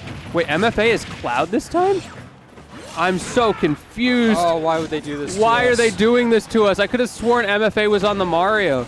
Yeah, that's cool. We can just refer to them by their character names. It's fine. Speaking of Aegis recovery moment, Photon Edge off the stage into death, true combo. All right, so chat is confirming the one thing I thought I knew, I in fact do not know. So MFA is the Cloud, and Dre is the Mario. I don't know. I had no idea that MFA had a Cloud, but I Messing mean, with us. Oh, that was a juicy counter. gentlemening to the DMV text. Goodness gracious, the Roy absolutely cleaning up. Yeah, well, I've been talking about tags. We're not even a minute and a half into this game, and we are 3 stocks to 4. What on earth happened? Roy happened, I guess. Never ceases to amaze me how hard that character hits. Double Edge Dance, more powerful at the ledge than Limit Cross Slash. We just saw a great example of why Mario can be so oppressive in dubs. He went for one of his patented pending Mario combos. The up B whiffed, landed, and opponents weren't able to really do anything with that. You just like run up dash attack, which gives Mario so much freedom to go for those crazy combos. Super jump punch way up in the air, going to send Aegis right back into the stratosphere. Yeah, we've got even stocks now.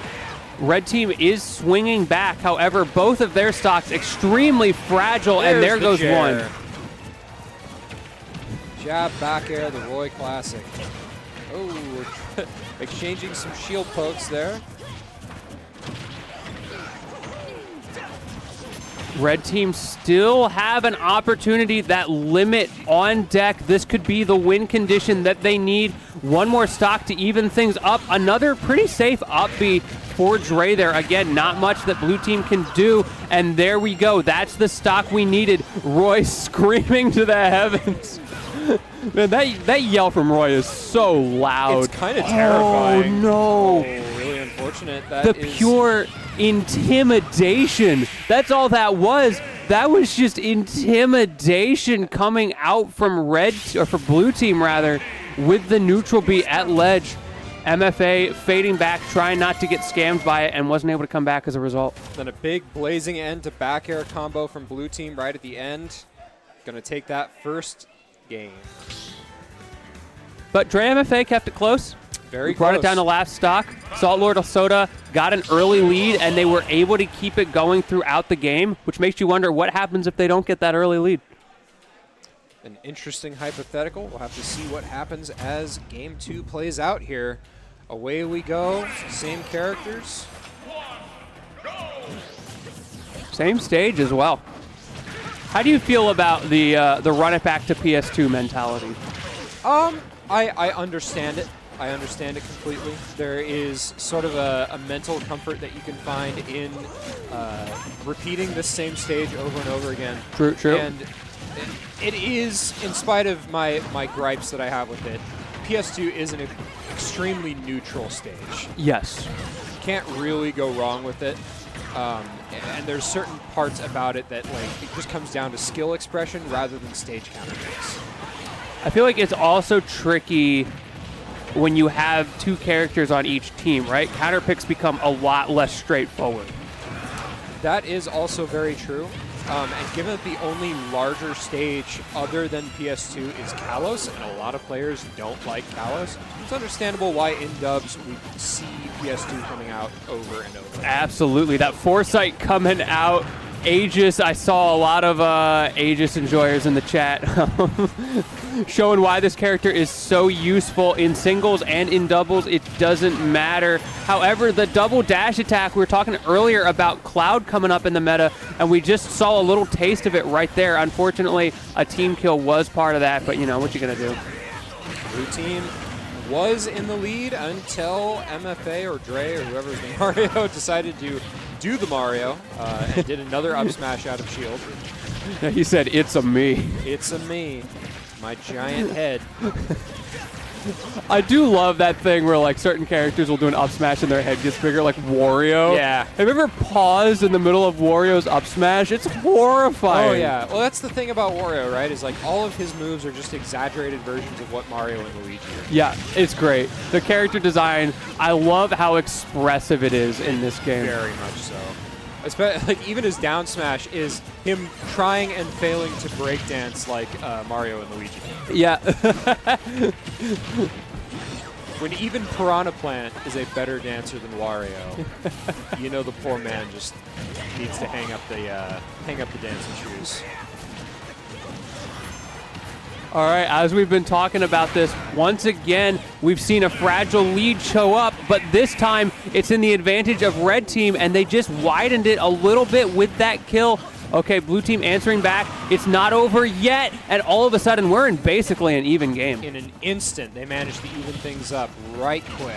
The way things have just swung back and forth so hard throughout this entire block, honestly. I can't even point to a specific set. It's just back and forth, absolute slugfests. Everybody. Got a lot of very fast characters with very good disjoints here. And everybody's just holding forward because it's doubles. I feel like this is PNW's safe space where they can just hold forward and have fun. It's not quite randubs, but we're halfway there. And then we get into singles bracket and everybody goes and finds their corner of the stage. Yup. Blue Team taking the L here potentially as Red Team is solidly up. Yeah, they managed to keep it from getting away from them. We saw it swinging back a little bit in Blue Team's favor, but Red Team caught it just in time, able to get themselves into this 2-by-1 situation. However, Aqua is swinging back so well right now, but it just takes one mistake. The down smash to punish that double-edged dance in the corner. Facing the right direction, everything, that is going to win it. We are tied up 1-1. What a great set so far. Both of these games were so close. Could have swung either way with just a single SD somewhere or a missed decision getting caught by a smash attack. That's all it takes. Oh, what's going on here? Stage change, potentially? Music there change. we go. Route 10. That's the based counterpick right there. Forget counterpicking stages. We counterpick music around here. My biggest complaint about the music in Smash Ultimate is they didn't put in more of it. Like, legit. Like, there should have been so many more Pokemon tracks, so many more Tekken tracks. Give me more music in Smash Ultimate. Give me DLCs to download music packs. I don't care. Like, I don't understand. They could have made a killing with selling, you know, aesthetic skins for Smash Ultimate and music packs, but nah, we're just gonna dump Smash Ultimate production completely. Yeah, it is very surprising that Nintendo has never gone that direction with Smash. So many opportunities, like you mentioned, for skins especially. Like we've seen what, say, Capcom has done with their skins in Street Fighter and how much money they're able to make off of that. It's a really powerful monetization model. At Nintendo, they just give you the basic 8 and call it good. Yep. You know what? They're good skins, though. I gotta admit. Yeah, there's a few. Some better than others. Most of them just recolors, but you know, what can you do?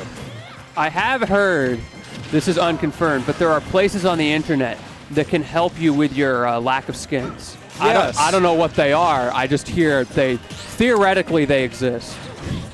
There's like a certain thing you can do. It's like something you would do with coffee, like in your home. Like cooking coffee. What was that word? Coffee cook?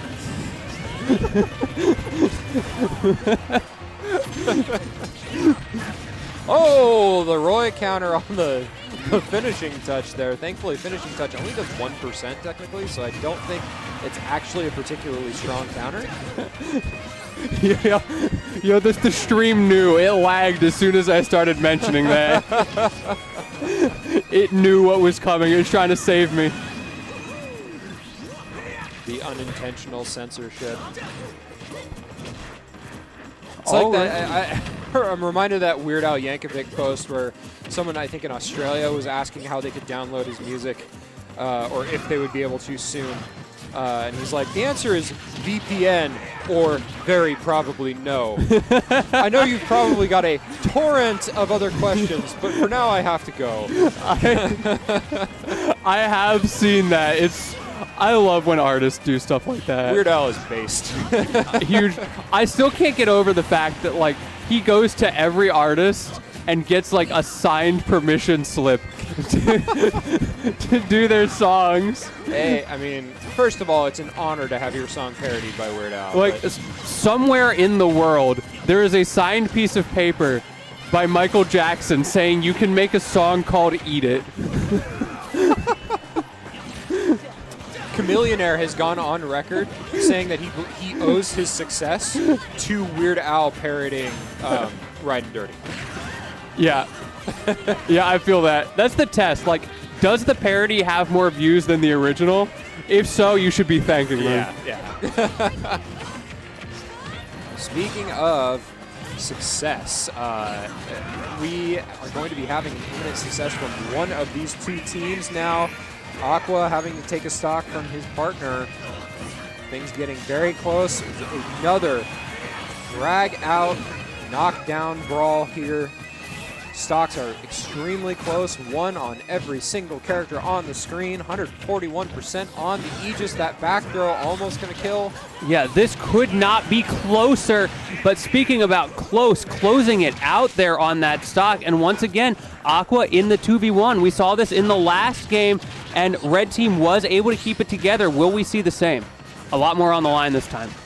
Roy, a character that's very capable of performing a comeback like this, given how hard he's capable of hitting.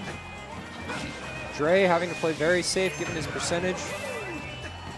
Super jump punch not going to take it. Oh, but that will. The deepest of blade beams.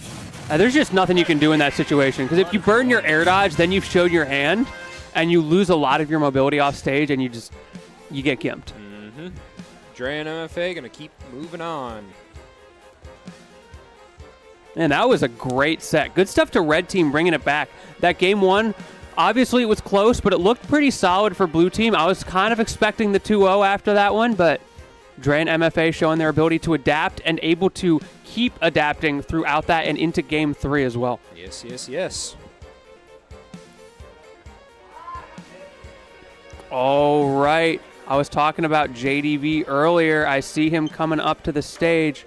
So this next set going to be JDV, Jaja versus Yash and Temporary Plan. Okay, this should be an excellent, fun set to watch. I always love my man JDV. I know there's mixed opinions in the world about Pac-Man, but I have slowly become a Pac-Man enjoyer over the years. JDV, from the little that I've interacted with JDV, his personality fits Pac-Man, like the play style, to a T. He's such a chill guy. He's very chill. He's very reserved. And, like, it comes off as smart and methodical to me, and it just makes perfect sense that he'd be a Pac-Man player. He also just has an excellent mentality. Well, both his mentality and his stamina. Because this dude, he grinds locals till 1 a.m. like it's no big deal. He's still camping you just as hard in round 15 as he would have in round 1. It doesn't matter to him. He's got the stamina for days, and he doesn't get tilted. He doesn't care if someone doesn't like his play style. He knows what works for him. He's here to win, and it just is what it is, and I really respect that from him. I think that is one of the major differences as well between PGR players and, regional PR players, is Jaja has that stamina to just keep grinding through all of the locals that he can. And a lot of PR players in regions hit a point at which they go, I feel like I'm as good as I'm going to be. I don't need to go to locals ever. I can just go to big events and, play and place in top 16 or whatever, and that's what they do. JDV, there's a reason why he is in contention for one of the best Pac-Man players in the world. Yeah, absolutely. I don't know if it's even contended at this point. He is for sure one of the best Pac-Mans in the world. He's been doing it for a long time. He's going to keep doing it. I know he's toyed around with some other characters like the Wolf, the Snake, but I think the Pac-Man is here to stay, and we're about to see why. However, Yash and Temporary Plan certainly not going to let him walk all over them. The Yellow Round Boys versus the PTs. And for once, shout out to Yellow Team for action. Oh, the team play! I love that. Let's go! They didn't even think about it for a second. That was just set play right there. Yeah, Kirby with items is actually terrifying, so it makes perfect sense that Jaja would go for that immediately. He looks so awful. I appreciate that So What is trying very hard to like immediately gimp Jaja, knows that Kirby's recovery is not very good, needs to press that advantage as soon as possible so they can pressure JDB into a 2v1 situation. I hate that face on Kirby. It's awful, isn't it? It's so awful. Sakurai, what were you thinking? I was complimenting your character design. Oh, okay. JDB gave him the little L boost right there. Have you ever seen Kirby with Bowser Jr. As his absorbed power? I do not recall it. What does he do? The cannon comes out of his mouth and it looks incredibly cursed. Oh no. It's not just like he shoots a ball out of his mouth. No, the cannon just out there. That's awful. Ooh, okay, crazy spike from So What on JDB, but JDB had another use of the trampoline platform down below, so still got back in spite of that. No one ever said that Pac-Man's recovery wasn't broken. We are already seeing that JJ. Oh my goodness, the call out. Dude, I'm trying to compliment you for something else. Give me just 1 second before you do that. JJ's just been like the story of this game so far. He's got those combos on JDB's fruits. Clearly he's labbed that stuff. He's been so good on those edge guards as well, really making it impossible for Team Ivysaur to get anything started right now. That is very true. I feel like the double Ivysaur is kind of a form of counterplay against the Kirby Inhale as well, because like, oh boy, Bullet Seed. Not that most Kirbys go for Inhale anyways, but fun to think about. There goes So What's last stock, unable to fully recover as JDB has incredible edge guarding game. Speaking of edge guarding game, JJ betting it all to get that stock and delivered. Talk about worth it. Turning this into a 2v1 situation with a 2-stock lead. So What under so much tremendous pressure here as both JJ and JDB absolutely suffocating them. So what do you think he's going to do about it? Probably let a Flare Blitz rip. Charizard in disadvantage. What will he do? Oh no! Flamey-O Hotman, and he taunts to get rid of it as well. Just trying to cause all sorts of chaos right now. Gives the Hydrant the big suck there. Oh my god! No! Uses JDB as a projectile to finish off So What. What a play. That was so mean. And that was such a J-Job play as well. Like, that's the kind of thing he lives for. Team Yellow Orb taking it game one over Yash in Temporary Plan. All right, so we're going to go to a smaller stage now from Pokemon Stadium, the objectively superior small battlefield.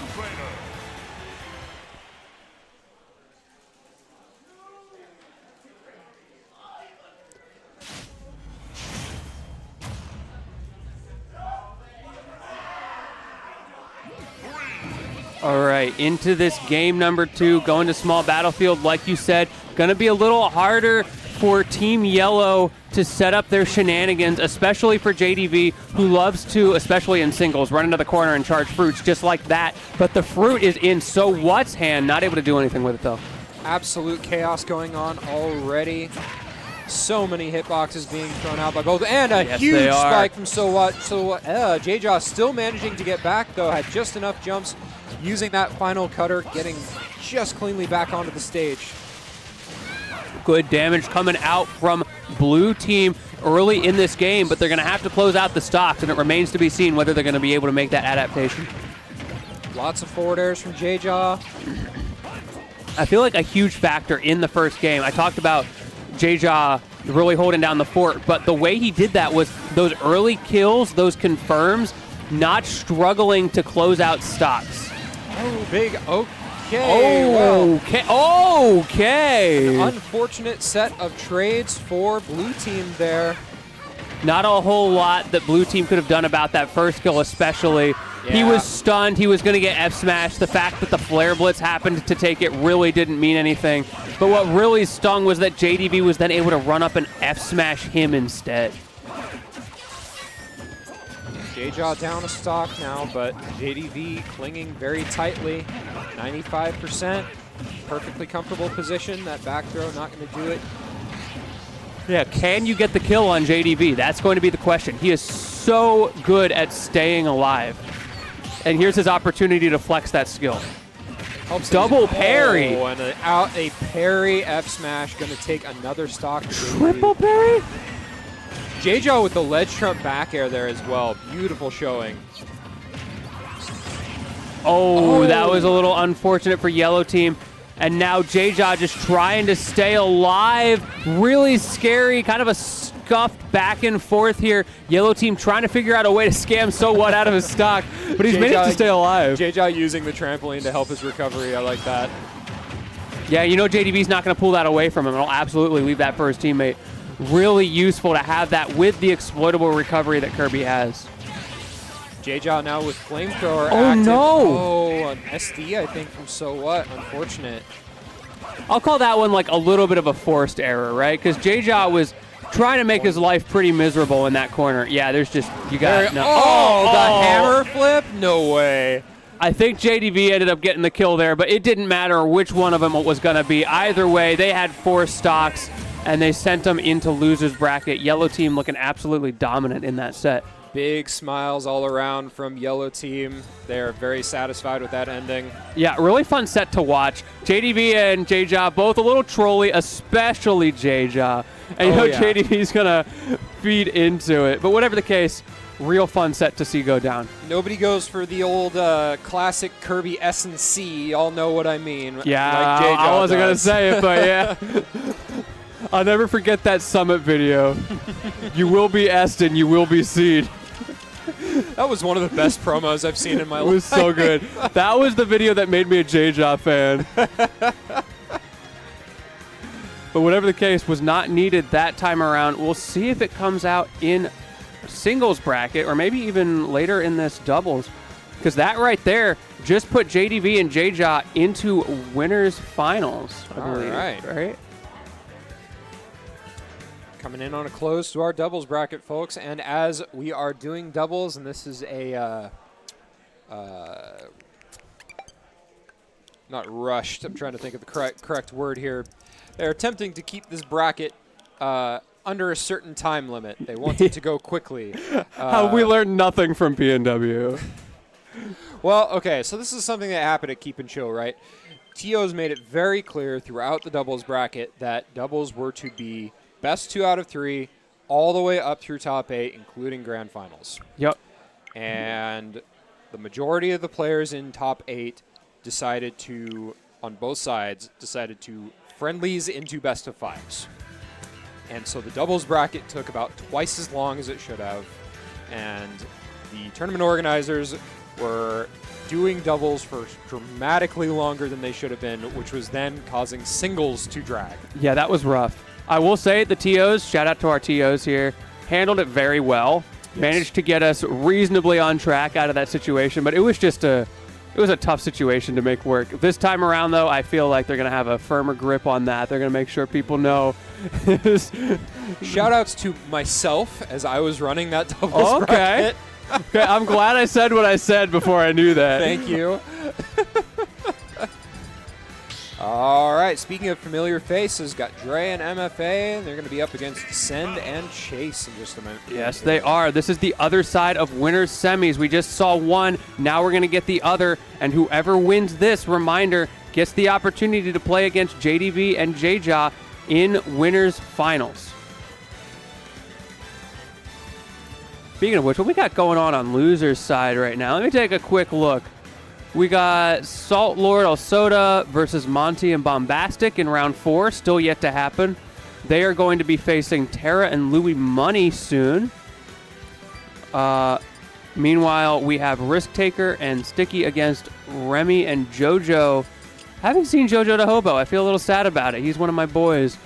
He's in losers round 4 right now, and the winner of that has the opportunity to play against Despa and Shweepy. So that's where we are on loser side. We've been mostly talking to you guys through the winner side of the bracket, but keep an eye on some of those names. They might come out sooner rather than later. And of course, you've always got that command !bracket in the chat if you want to catch up on the latest and the greatest in real time. Yes, indeed. All right, let me hear your predictions for this set. Send Chase. All right. Easy call. I suppose. No shade to Dre and MFA. I've seen them play plenty outside of even just this bracket. They beat up on people back at Keep It Chill as well.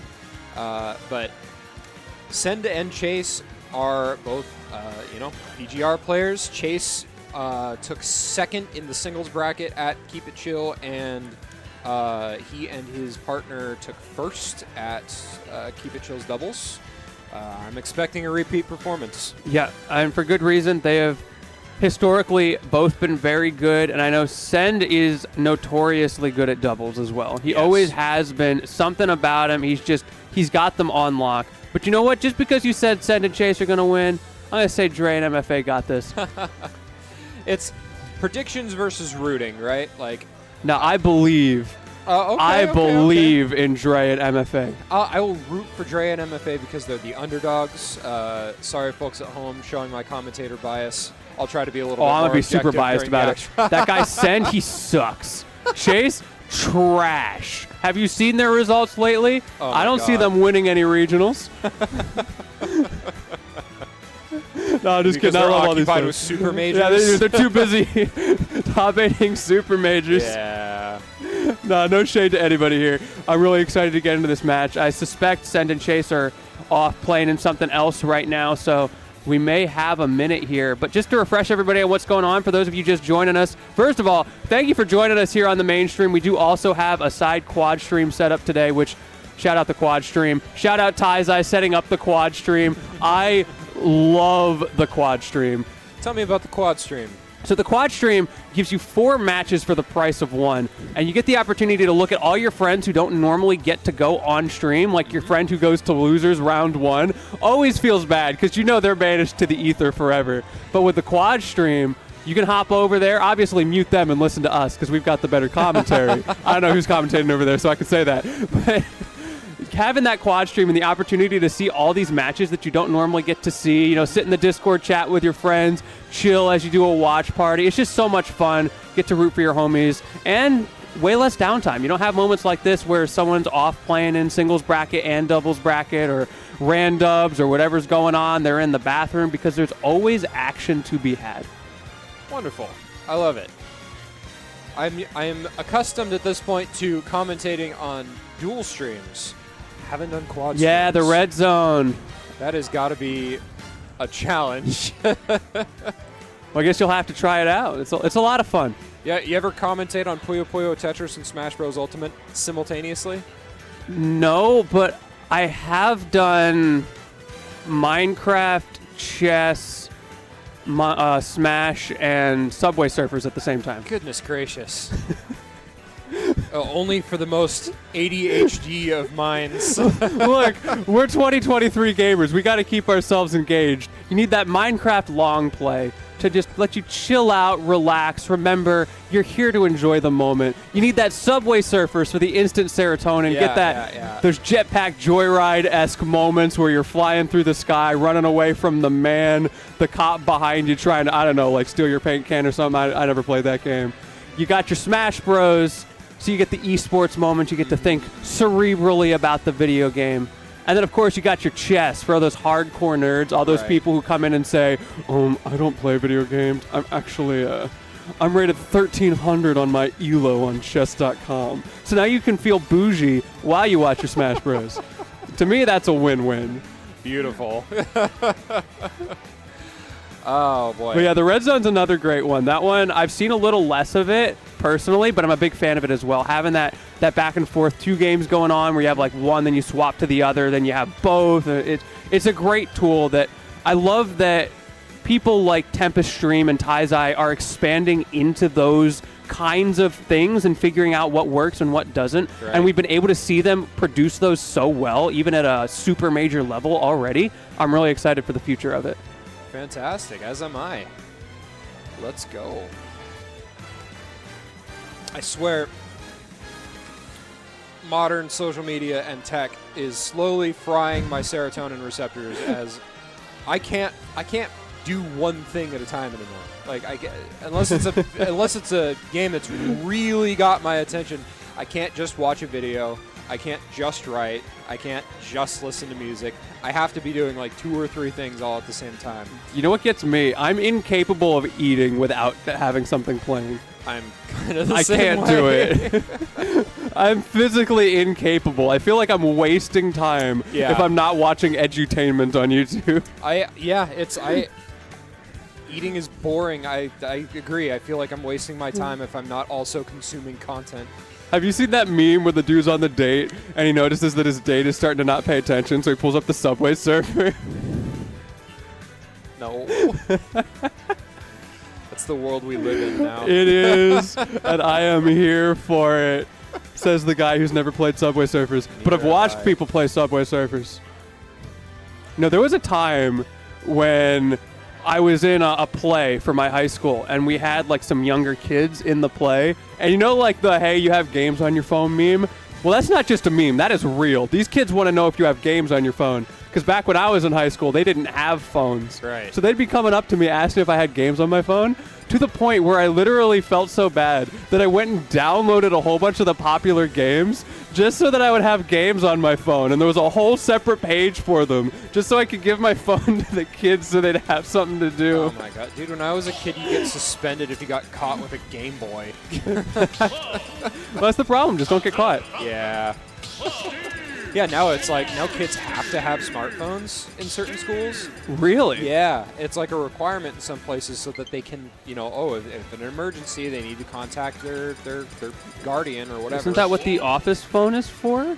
You would think, but Because that's how it was for us. yeah, same here. You weren't allowed to have your phones out. You had to be sneaky about it. Exactly. Now it's like everything and everyone is so terminally online connected all the time that, like, yeah, kids are required to have smartphones. They're able to make Wow, that's- emergency contact calls. That's crazy.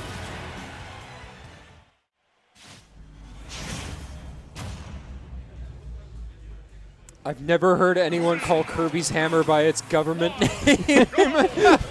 Wait. I called it Hammer Flip earlier. Oh, this guy's a nerd over here. Yeah, even before, like, full disclosure, folks, before this tournament started, I was quizzing myself on the names of specials by going through the list of characters, talking to myself what the names of the specials were, and then checking to see if I was correct.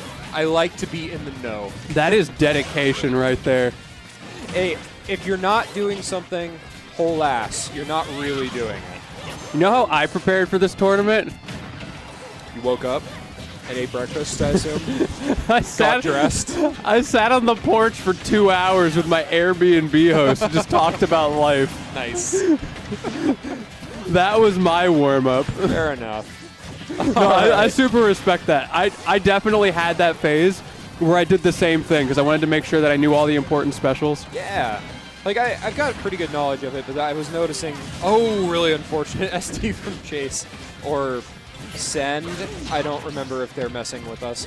Yeah, Send. Send is the Send one. is playing Sends. the chase tag. You can tell because there's more E's. Yes. It's Chase. Yeah, the E's are for the E and send. Yes, exactly. But Anyways. whatever the case, Oh, big reflect. sending, who is that, MFA into the blast zone, but Big answers up right back. smash. Goodness gracious, this is very close so far. Once again, Oh my I was god, so long. I was about to talk about how it was a slobber knocker, and sure enough, Chase proving me right with an F smash in neutral out of nowhere. Slobber knocker. I love that word.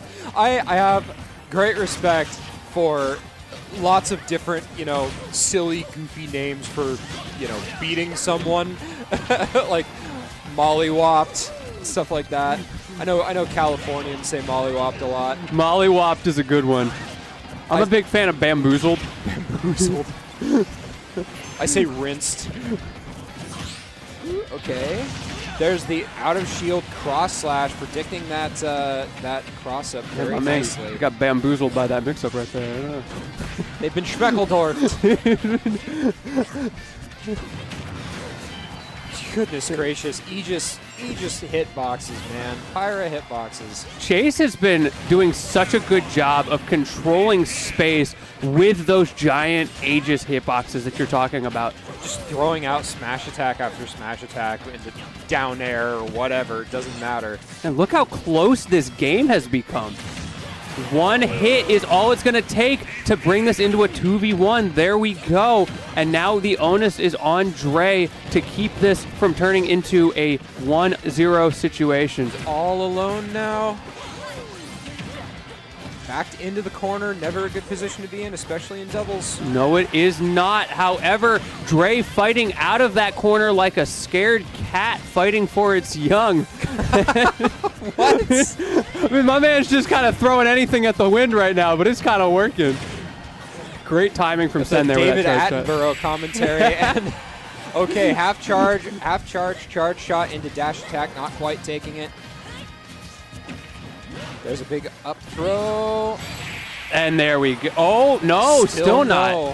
How many fake outs with the kill cams are we going to see in this game? Can we get a third one? Sakurai's lying to us over and over. First time, shame on me. Chase with the and second there SD we for go. this game. That's so bad for Chase and Send. Now the onus is on Chase, and he manages to Okay. get it. Sorry, Send. Goodness gracious, the in-game tags ruining Yeah, me. it's very confusing. I'm going to go complain to Send and Chase after this and be like, bro. You know what you did. Now You sign know this what you poster. did. You owe it to me to sign Yeah, this poster. here you go. Get your poster out. What did that say? Grossly incandescent. Yeah. If only I could be so grossly incandescent. All right, that was a close call for Send and Chase. However, managed to close it out in the end, and now we have character switches coming out. Interesting. Okay. Send on Palutena. his old friend Louis Money's main. And that puts Chase on Byleth. Interesting. They're doing their best impersonation of MK Leo, I guess. Yeah, because I saw the VOD. Nair kind of broken. It is so endlessly funny to me how, like, MK Leo started seeing success with a character everyone could assume is, like, low mid-tier, and then, like, every top-tier player started picking up Byleth just to see what the character was about. Yeah. At the same time, though, I respect, like, trying to learn about the character that way. Of course, they all drop the character because the character is super overrated and MK Leo is just insane. Yep. But that's not the point of the conversation right now. The point of the conversation is what can Chase do with this character? Good question. He can get grabbed a lot. That's what I'm noticing so far. Meanwhile, MFA with the parries over there, recognizing the situation and not trying to mash out of that. Dre and MFA both getting put in a similar disadvantaged state in the same corner. This is looking pretty solid for Send and Chase, given the unconventional character picks. Oh, that clanked? Okay. Byleth F smash with, I think that was Mario down air? Honestly, if my opponents swap characters and One immediately, oh my goodness, and they immediately see success like this, I start to get scared because this is not warmed up. Right, very true. But that said, stocks just flying out left and Oh right my here. goodness. I think that was 4 stocks in like That was 8 1, 2, seconds. skip a few right there. Now we got 4 stocks each on the board. Slight advantage one way, but as good as even right now. We talk about how bigoted cross slash is. Like, it does everything. Yeah, it's like a Pyra hitbox. Yeah, it is. You can delay it. You can mix it up. You can choose to just not do every hit of it. Yeah. The number of times you can stall in the air with it. Like, And it- it's so And versatile. it does like 20%. He needs it. Oh, and now that limit online, of course, not as broken as it used to be, talking about things that he needs. Only got it for 15 seconds, or in this case, much less, as he must have gotten hit out of a limit move there. There it goes. Unable to make full use of it beyond the physics. Big back throw from Dre and a big- crazy conversion. The from golf swing coming out from blue team. We're talking about 4 stocks. He's got 4 on the pitch right there. Dre says, nope, stop talking, go to space. Go to space, go to space, go to space, go to space. Goes for another conversion with the F throw. And a Palu back air is going to take it. We are 1 stock per player. Once again, so back and forth. Every time we think a team in these sets is starting to pull out ahead, the other one finds the answers they need to even up the stocks. And now, who's going to get that final stock to turn it into a 2v1? Really good showing from Dre and MFA at the moment. Percentage climbing ever higher for both Chase and Send. Going for the second golf swing there. Not going to work that time. That 9-iron getting a little bit crusty. Dre taking that stock with a big up smash. And here's that moment we were talking about, and it's gone. That's all it takes. Dre and MFA getting themselves on the board. Will Send get serious? Send and Chase get serious with another character switch. The moment we dropped down to that 2v1, it was just kind of over for blue team. Good stuff to Dre and MFA, not letting that get away from them, not getting intimidated by the character picks. I feel like we're going to go back to the old ones. Joker. Or maybe not. Chase does have a Joker. I've seen it. What in the world is going on right now? Send, play plant. If you can hear me, play plant. Oh. Man. Send's actually got a good Piranha Plant. Like, No double Steve. One of the better Piranha Plant players in the planet, I'd say. What in the world is going on out there? The whole venue just erupted for something. I think singles might be starting. It is about that time of the day, isn't it? Makes sense. Oh, yeah, you're right. Singles is starting, and they're just talking about, unlike doubles bracket, singles is going to be all best of 5.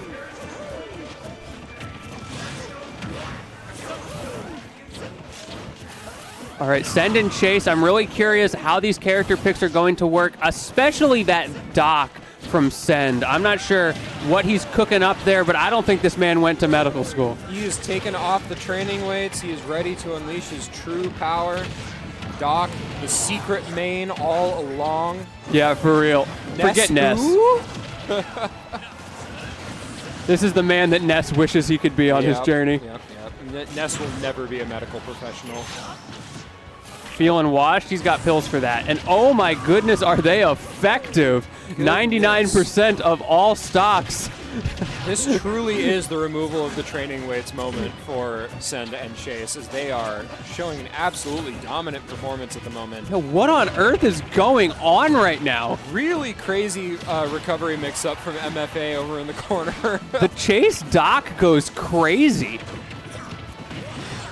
The Send Doc even getting... Oh my god, this is so confusing. Ooh. Please, I beg you guys, if you're watching this VOD, fix your tags.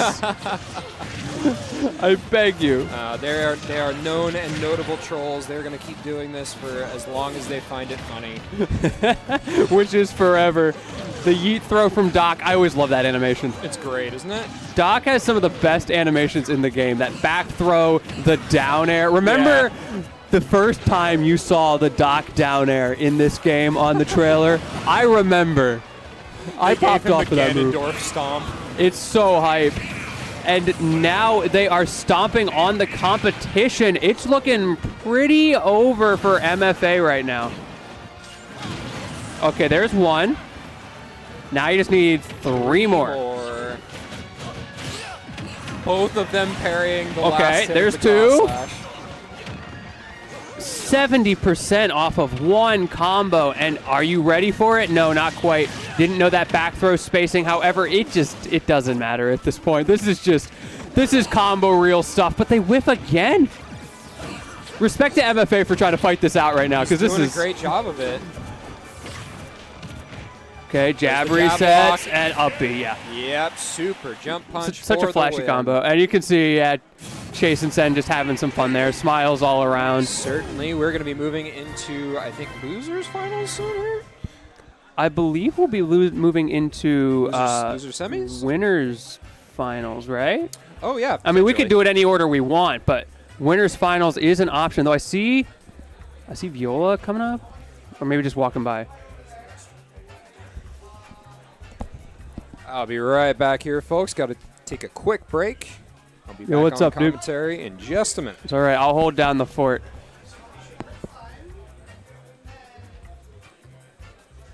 All right, chat. It's just you and me. Everybody in chat, post how much they think Daydream smells good in the chat, just so it comes back to that and has to figure it out. How are y'all doing today, by the way? I love Twitch chat. I love talking to you guys. It's always fun when we have these events. We got a nice lively chat today. Y'all have been super chill. Really excited for how the rest of this event is going to go. Already seen tons of great sets in this doubles bracket. And we've got a whole lot of singles ahead as well. Oh, and I see my man Shap over there walking by. I wasn't sure if he was going to be there, but he is there. Send and Chase won the last set. Oh, I'm sorry to hear that, little Tony. I think Doc has pills for that. All right, I see Send Chase waiting for their opponents, which should be JDV, Jaja very shortly. I see JDV ready to go, so I imagine Jaja is probably either in the bathroom or playing a singles match.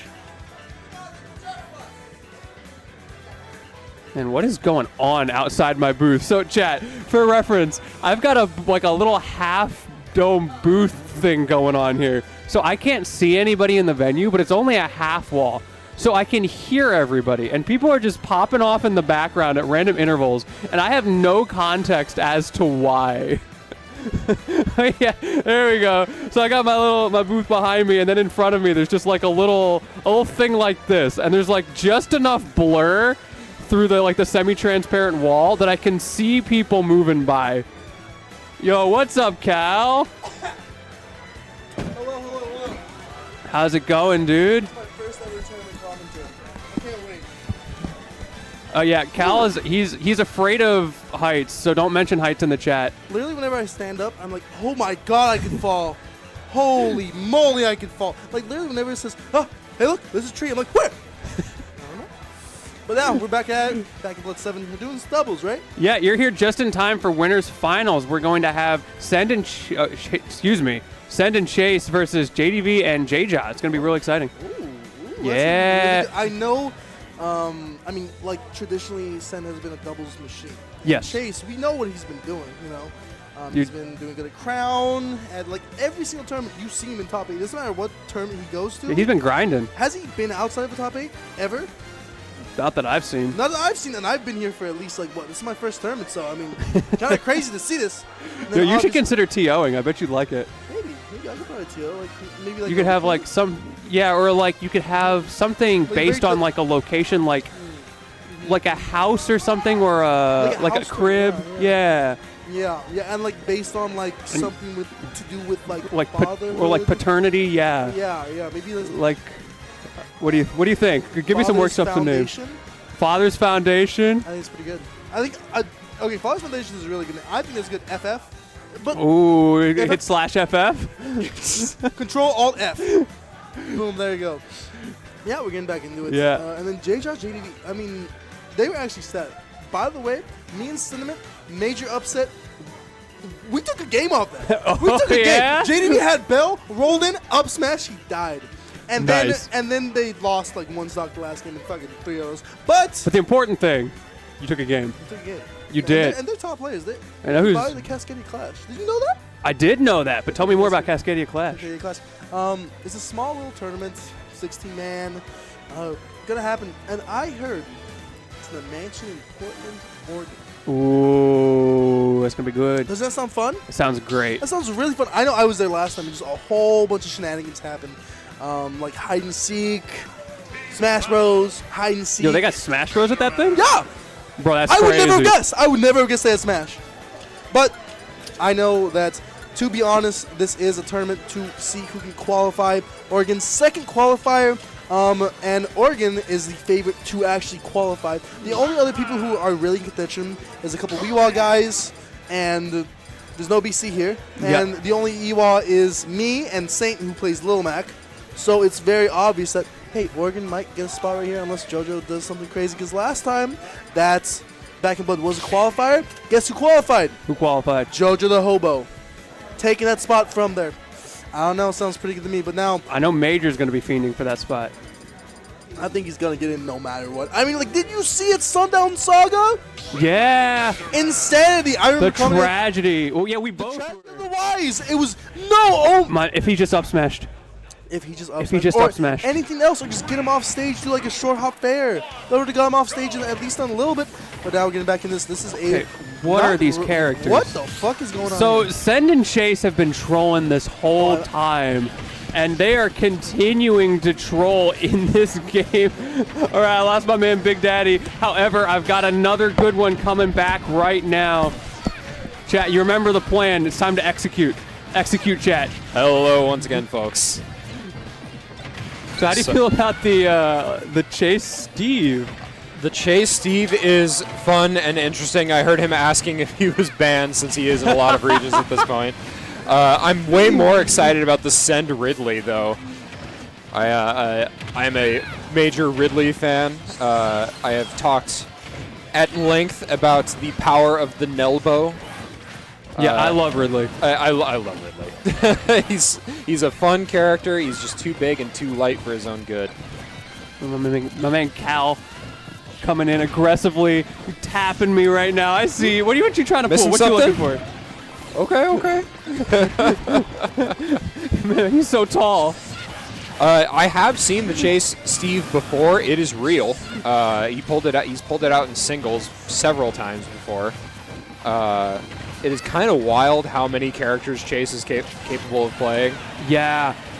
It really goes to show he's got the fundies. Mm-hmm. Like, it's easy to see a player like Chase who plays a good character and say, oh, he's just carry. But then he goes and does this with Ridley, and he's winning. Yeah. Against JDV and J-Jaw. And you remember how their last set went. It was a slaughter. Yes, it was. I wasn't going to use that word, but yes, it was. It was definitely a slaughter. It was rough. Okay, the up throw from J-Jaw rather, still not killing. Sen just throwing out F smashes in the corner. Send and Chase are just so in control right now. See, you never know when someone pulls out a random Steve if they've actually got a Steve, because his character, I'm not saying he's hard, but like there's a little bit of a learning curve. You know what I mean? Absolutely. Chase definitely does have a real Steve. Yes, he does, and he is executing right now. The only one with 2 stocks at the moment, and that's all he's going to need. Okay, going a little crazy with that off Went stage there. super deep with that minecart. Yeah, you just can't come back. Yeah, that's the unfortunate part about Kirby's recovery and the existence of Steve. You place those blocks in the right spot, and Kirby just can't snap to ledge. Oh no, chat, did we mess up the names again? I'm trying so hard, chat. It is so hard to read the word Chase and say Send. Yeah, I'm having to like force my brain to acknowledge it. It's that neuroelasticity that all those kids are talking about. We're too old to have that. We don't do that around here anymore. All right, now what are the characters? Bro, Zelda? Okay, at this And point, Ridley Chase again. is just stunting on BMW, and I feel kind of bad about it, but I have to hold it. I can't even be mad. Who was it? Oh, Biggie. That's right, Biggie Mouth, the goat from Portland here. Recently got to see Biggie go Zelda against Viola, and it was working. Like, Viola is an incredible Meta Knight player, and the fact that Biggie ordinarily plays Rob switched to Zelda, and it was everything. Like, it was actually working extremely well. Zelda is such a scary character if you don't know the matchup. Exactly. Obviously, lots of weaknesses, but like the Phantom, if you know how to use it well, can be so oppressive. And her sweet spot aerials are insane. Like, she hits like a truck. Did you see how long JDV got stuck in hit stop there? My About man went into 1,000 years. PowerPoint mode real quick. Speaking of sweet spot aerials, big back air from Chase. Oh, Jack sour keeps spot telling down there. me that Chase has X character. I'm beginning to believe that just Chase has an everything. That is a distinct possibility at this point. Really like that gimp that J-Jaw got just a few minutes ago against Chase's Zelda. with the final cutter spike hitbox. That was fun. JDV doing a much better job of stock tanking this game. Still the only one with 3 stocks on the board, but he's going to need them because his teammate just went down to 1. But still, stock advantage. JDV hanging on to that stock. Almost getting caught by the Din's Fire. Pac-Man with one of the best recoveries in the game, making full use of it. Yeah, it's so frustrating trying to edge guard Pac-Man. It really is. Like, you dare spike this man, and he still comes back. Yeah, it's also great, and it's like, yes, he's in the bottom right-hand corner pixels of the screen. There's surely no way that Pac-Man can make it back from that far away. Clueless. So at the moment, it's Jayja's turn trying to get an edge guard. Plays a little around the world. Not sure what Chase is doing down there. He does have the fruit, which is going to be a frustration for JDV, though now it falls away. Ooh, Jayja has to be so careful of that bell. Almost got hit by it, going for the aggressive option against the shield. Speaking of careful, Chase also needs to be extremely careful. It's 151%. Zelda is not the heaviest character in the world. Oh, there's and the key. The key bouncing back and flipping Sen. I think we all kind of forgot about that when it was a little bit delayed, but the way the Hydrant interact with it was so beneficial for Yellow Team. Yellow Team both right now just saying, all right, buddies, there's only so hard you control against us. Absolutely. And now JDV and Jayja have the opportunity to push themselves back into this set. It is still, remember, best of 3. It's going to be all the way through. So this game means everything to them. Ridley just so incredibly big, gets hit by everything. Even the, wow, the mash. Goodness gracious. Nice wave land from Jayja. I like that movement. You don't see that a lot from Kirby. Oh, the untechable. Oh. Stone bouncing, Yeah. bouncing send against the bottom of the stage, taking that kill. You kind of just got to hold that one, don't you? Yep. All right, 1-1. Will Send and Chase finally take a game seriously? Big Daddy says, how did he go into free fall? I know exactly what you're referring to. I have no idea. There was a point in which when Jayja lost his second stock, something put him into free fall. I didn't catch what it was. I just all of a sudden saw him way up high go free fall mode in that silly like Kirby Family Guy downfall pose. Okay, Send bringing out the Samus once again, and Chase right back onto Enderman. Yeah, Birdie, I imagine they know it's best of 3 based off of, as we were talking about earlier, some of the stuff that went on with some previous tournaments where people were playing best of 5s when they weren't supposed to. So I'm imagining Wolfric has learned from that and has locked things down pretty hard for this one. I think every one of these players except for... No, okay, so both Chase and JDV were at Keep It Chill. So they're both aware of the rule set, or at least they should be. Okay, big F smash from JDV, gonna take Chase's first stock. I feel like Yellow Team is starting to figure some things out here, doing a whole lot better than they did against this team comp last time. However, Steve, a bit of a comeback character. If he can get those diamond tools online, mine diamonds like the song suggests, he may be able to bring his team back into this. Jayja playing very dangerously around that TNT as it was sitting in the ground there. Throws the key. JDV looking to set something up with that. Oh, sets himself up for failure there, unfortunately, as Sen throws out the beefiest of back airs. JDV went for it off stage there. Didn't end up working out, but also didn't take too much damage. Semi-spike, are you coming back? Jayja's ability to play around underneath the stage is truly impressive. And he died for it so early. Oh, that feels bad if you're Jayja.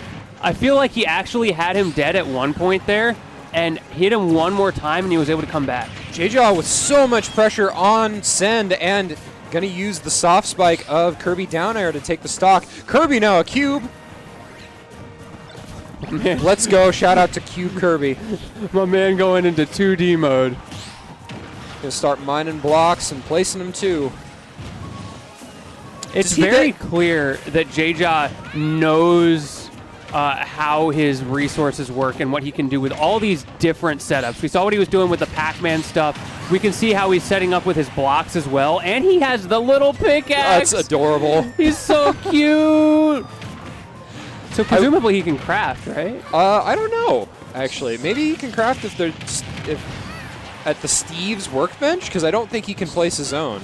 Oh, well, unfortunately, he did lose it there. I imagine he loses all the resources that he got as well, right? Probably. Imagine if he didn't. I'm curious, now I want to play around with this at home, because I don't know how that interaction works. I don't know how often it comes up. The melon. I mean, honestly, it doesn't come up a lot just because Kirby doesn't come up a lot, right? Yeah, exactly. I'm sure J-Jot knows all of that stuff. A character specialist through and through. We were talking about that earlier. And Send, running around with the Earl's Melon right now. What can he do with it? Okay, we got a stock taken from JDV. That Earl's Melon's so intimidating. The Oh, double the double parry parry. from JDV. And a big down air from J-Jaw.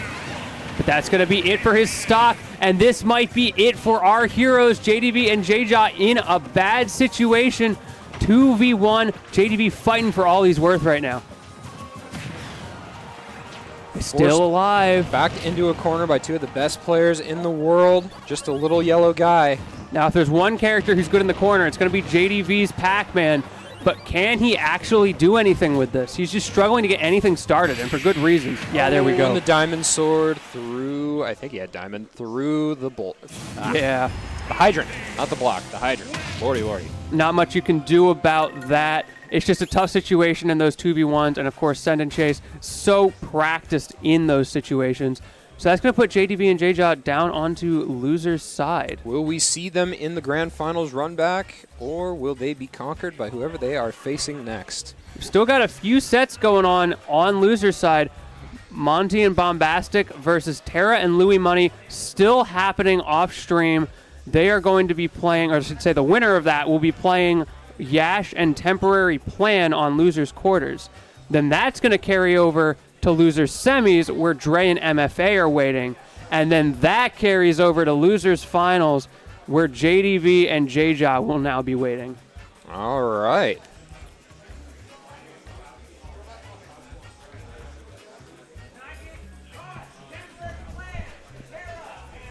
Oh, I hear some people yelling over there trying to get the stream set up. This doubles bracket has been crazy to go through. Absolutely stacked.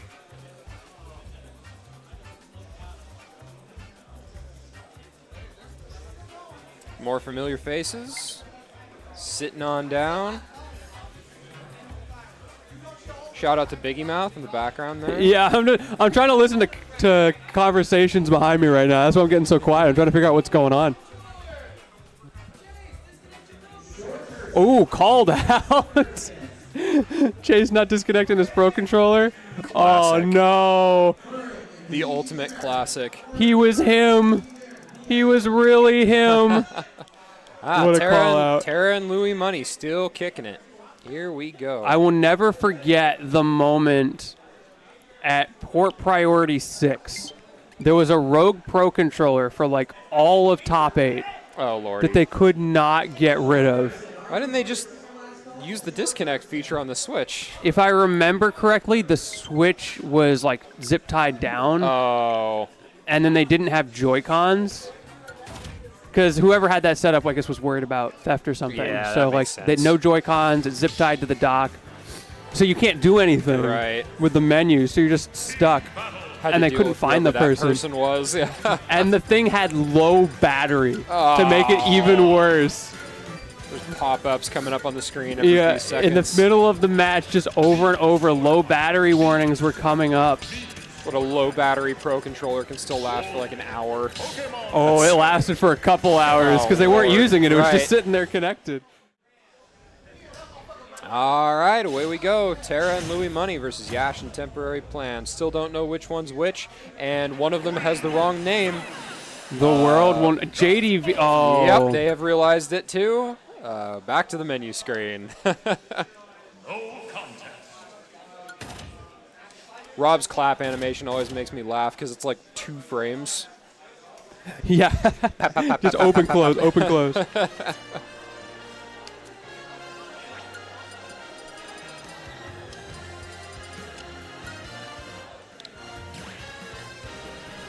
All right, let's bully his control scheme. What did they just turn off? I wasn't paying attention. Maybe pause? Oh, yeah, I think you're right.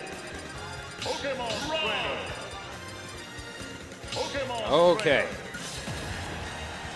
Second verse, same as the first. A little bit louder and hopefully not worse. I love that you knew the follow-up to that. Oh, I grew up in a bad time. I remember those bus rides. You can't ride in my little red wagon. Those poor bus drivers. I don't know how they dealt with us. Here we go.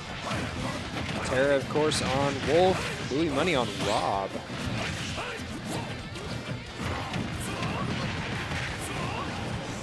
The double Ivysaur right on the screen right now. So much percent racked up in so little time. Yeah, we've seen a lot of this double Ivysaur come out from this team, and honestly, it makes sense. It's easy to try to metagame it and figure out, oh, well, if I use this Pokemon and that Pokemon, but it's sort of that thing we were talking about earlier where you have to play 3 characters and know 3 matchups. Yep. So trying to get that metagamey with it is just generally not worth it, and so you end up falling back on that mid-stock Ivysaur a lot. Yep. Very unfortunate interaction for Terra and Louis Money as Louis Money accidentally up-smashed Terra earlier there, but they are rapidly working their way back into the game. Yeah, we've seen huge time and time downer. again that early leads don't necessarily mean a lot in this bracket. And the double kill there coming out. The side B from Rob a little bit too close to the edge maybe. Maybe not intended. Maybe just committing all the way to that kill. But whatever the case, certainly making things interesting for this game. Louis Money absolutely lost in the sauce right now, just throwing out Yeah, some of for the real. craziest options. This has been pretty wild to look at, but it's working. Terra down to his last stock, as is So What. Yeah, still 3 stocks to 3 here.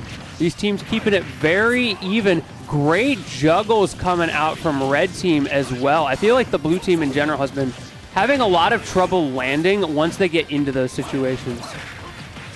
This timed on the throw punish. Good quick throw from Ivysaur, able to keep out of trouble. Oh my So many goodness. smash attacks, and the armor move, of course, going to be the one that comes out victorious in the end. So ugly that everyone died. The end. That didn't help at all. But these guys are going to need some serious help to get this last stock off. Whoever gets the first one here is most likely going to win the game. We've seen that so many times. So hard to get those comebacks. So who's it going to be? Is it the Wolf? Is it the PT? Terra getting tossed out, makes his way back in real quick, but It's the Wolf. the wannabe Bowser Fair is going to take Terra's last stock. Louis Money now fighting for his life out here. Yeah, now Yash and Temporary Plan in the driver's seat and converting so well with that Vine Whip. The classic Vine Whip setup there. Yash and Temporary Plan getting that upset. Going into game 2, Terra and Louis Money. Are we going to see a character switch from Louis Money as he gets serious once again? Terra always willing to try hard, of course. No, he is going to be sticking to the Rob, I guess. I wonder why. Interesting. I feel like there's been a lot of... The top players have been messing around with a lot of characters today in this doubles Yes, bracket. Yeah, they have. But it's been working. They're all still in the bracket. But this is the moment of truth. Can Yash and Temporary Plan take advantage of this from Terra and Louis Money?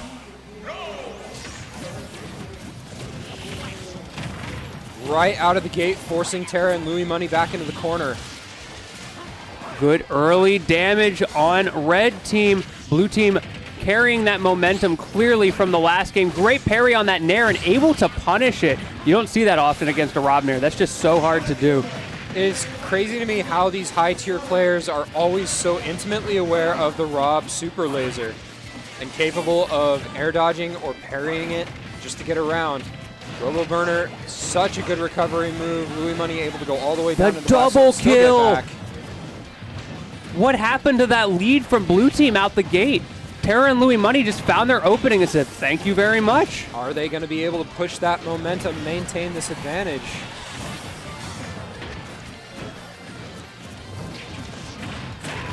Okay, there's the opportunity. No, the Wolf's able to land safely.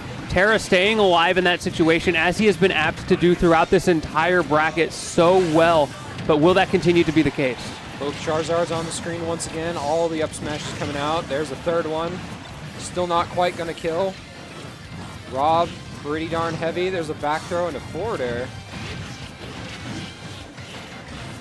Hey, There's up throw, the not seismic gonna toss. kill. Wow, I know Rob's a heavy boy, but my goodness, at 152, On he the is still platform, living. too. And he just turns it right around and kills Charizard at 96, saying, Goodness gracious. thank you for the rage. Down smash. Oh, missed time from Terra. And the fly is finally going to kill Louis Money. Louis Money now onto his second stock. Goes for the arm rotors. Down air to cover the get up option. There's And a big down smash. So many HP EVs on this Charizard right now, able to stay alive at 165. Let's see if he can keep going. So much rage maxed out on the meter right now. Louis Money whiffing that grab and getting back thrown for his troubles. And there's the down smash to close it out. However, 4 stocks to 2. This is not looking very good for blue team, who had so much momentum at the beginning of this game, but it just turned around on them so fast. Double up air, and so what?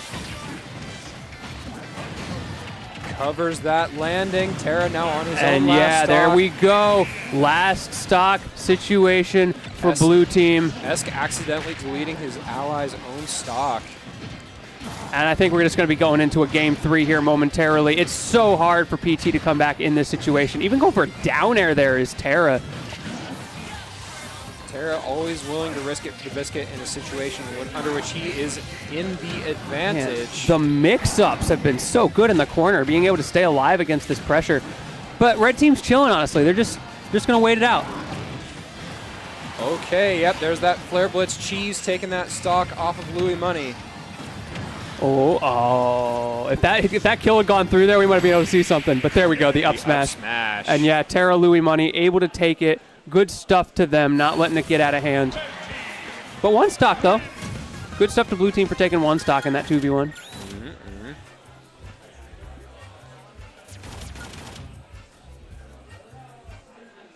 Some very good life advice going on in the chat there. Don't have 3 streams open at the same time or you'll type in the wrong chat.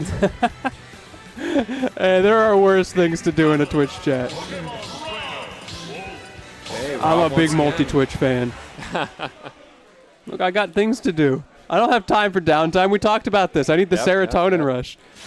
I got 5 seconds between a game. I'm going to the next stream. Multiple overlapping simultaneous distress signals, but instead of distress signals, it's Twitch streams. All right, into game 3. It's all or nothing. Yeah, reminder to everybody, this is best of 3 all the way through the bracket, which means whoever wins this next game on Battlefield, interesting pick, by the way, is going to move on to the bracket, and whoever loses is out for good. Now, why do you think they might have chosen this stage over any other? Let's see. This is the Yash temporary plan counter pick. I feel like they really want to utilize that juggle game from the Ivysaurs. Makes sense. Good tether recovery from So What. Charizard's out already, 109%. The Flare Blitz getting back safely. Good get-up attack through that F-smash from Terra. Able to stay alive in that situation. However, one downside is it's going to be even harder to juggle Terra on this stage. We've seen him moving around super well with those landing options, and now I feel like that's just completely off the table. The crucial first stock has been lost. S going down to 2. Yes, it has. Terra and Louis Money in the driver's seat right now. The onus is on Yash and Temporary Plan to come up with that plan to take that stock, and there we go. Patience from Esk there, staying in shield for the longest time. Terra running up and catching a forward air instead. Unfortunate team hit right there. Able to stay alive, though. Reset the situation. Not too big of a deal. That's whipping out the Squirtle once again. Been the rarest Pokemon on the screen at any given time so far in this set. Good Ooh. up smash. However, it is not going to be enough just yet. 3 stocks to 5. Looking really solid for Red Team. They have adapted so well in this set. Nice 2-frame on that side B, but the spike trying so hard. Unfortunately, not able to come back. I feel like S tried to save So What there, but couldn't quite reach him. Charizard a little bit too much of a fast faller. that was such an all or nothing situation. I absolutely respect Yash and Temporary Plan for going for that. They need to pull something out really fast right now to make this happen, to keep themselves in this bracket. And you know, that's the thing with high risk, high reward. Sometimes it just, the risk does not work out. However, there's those up airs we were talking about, and there we go, round 2. All of a sudden, despite that tragic misstep, we're back to almost an even game. Oh, getting hit by the pummels while your partner's being grabbed. Never a good feeling. Down smash gonna Down take it. That's smash. huge. What can blue team do here in these last moments? So What has an opportunity for maybe some cheese here, but you got to get back to stage, my guy. Can you even get back? No, you can't. That's gonna be it. Terra and Louis Money moving on to losers finals. Great adaptation all the way through that game. Good stuff to them. Good to see Terra and Louis Money moving on, like you said. And we will see how they fare now against Dre and MFA in loser semis. All right, all right. All right, I'm going to step away for a quick moment. I'm going to let my man here hold it down. I will be right back, everybody. No worries, no worries. Dre and MFA. Terra and Louis Money sitting right back down in the same spot.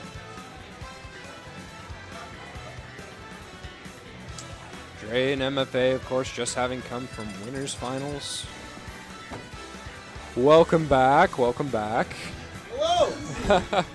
refresh my memory on your tag. Big Daddy Nom Nom. Big Daddy Nom Nom, the DDD legend. Where's Lin? Where's Lin? You need to step away to take Gotcha. a quick break. Yeah, we're back into it. We're going to see Yes, some sir, more yes, Dubs sir. action. Yes, sir. I Yes, can't wait to see us. There's 4 people on the screen. No one knows what's going on, but the players love it so damn much. Sheer chaos at its finest. That's what we like. We like anarchy and not knowing what's happening.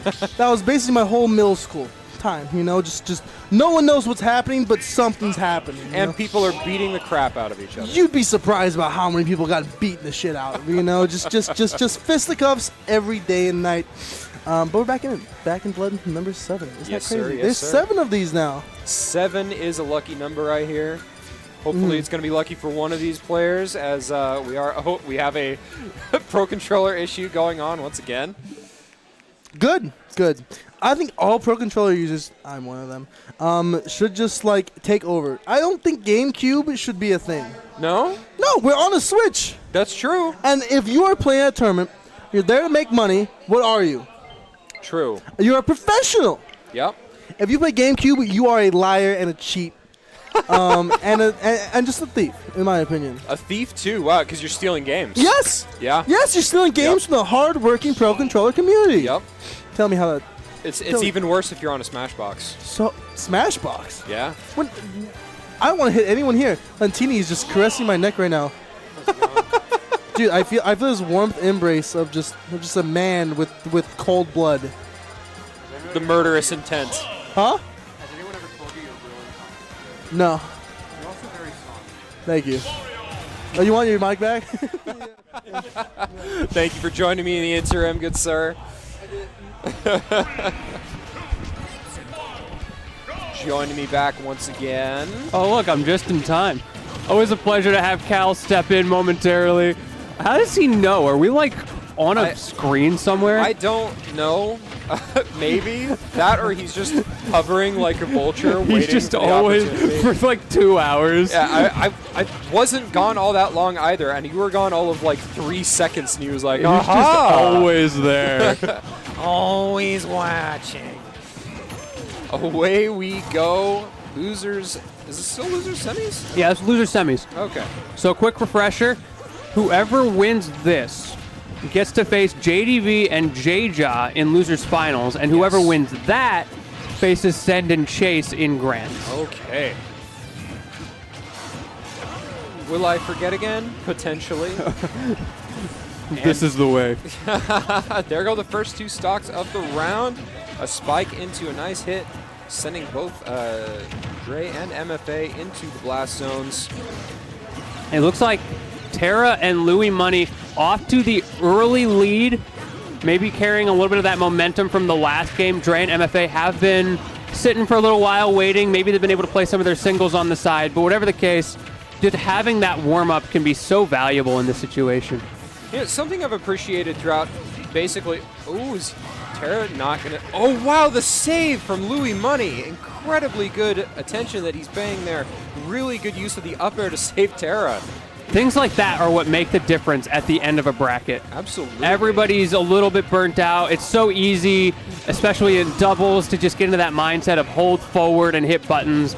And so when you have the awareness, even this deep in loser semis, to do something like that, that's how you turn the tides. Absolutely. Especially when neither Dre or MFA were apparently ready to deal with that happening. Neither one went off stage to try and counter. And we're seeing the fruit of Terra and Louis Money's labor as they continue to stay up just 1 stock. See, it would be even if it wasn't for that save. This is what I'm talking about. And when you get into those situations where you're fighting to see who gets the 2v1 at the end, that 1 stock could be all the difference. Every stock matters. Oh, Wow. not the best DI. Yeah. Unfortunate for Dre.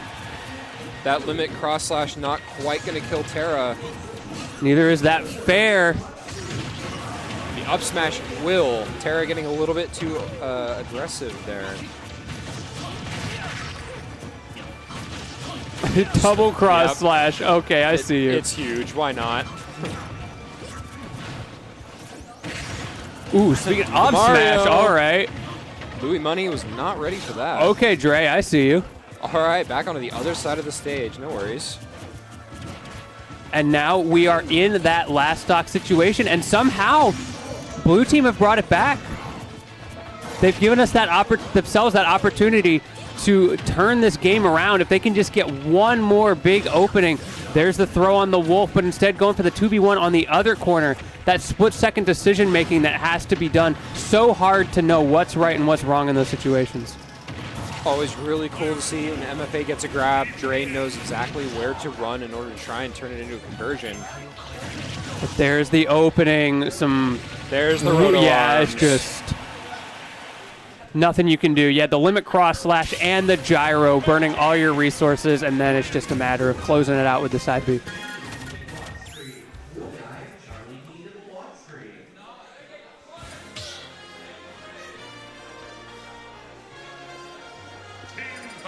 Right back in it with PS2. Olimar. Okay, no, not Olimar. Going straight back to Cloud. That brief moment of doubt, of indecision creeping in.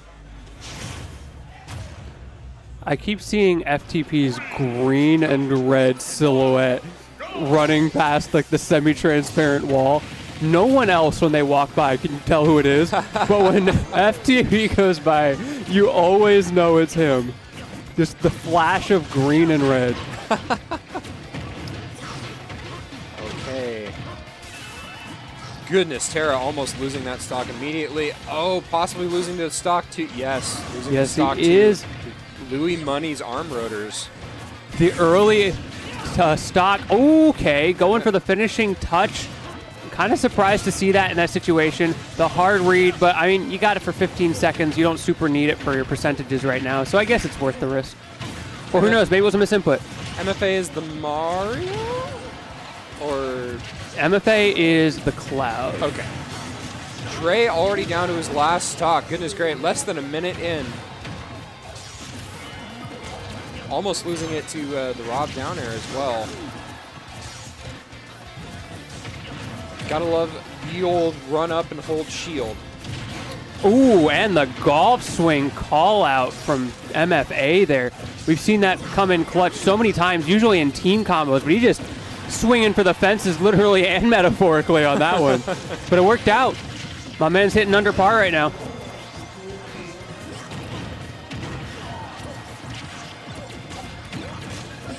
once again managing to get back. That has been such a crucial factor for MFA in this set and every set. Times when he's able to stay alive and not get gimped, his team has had so much better control of the stock advantage. Wolf Flash killing off the opposite side. Oh, really unfortunate for Dre and MFA is The timing was a little off. MFA hitting his ally there.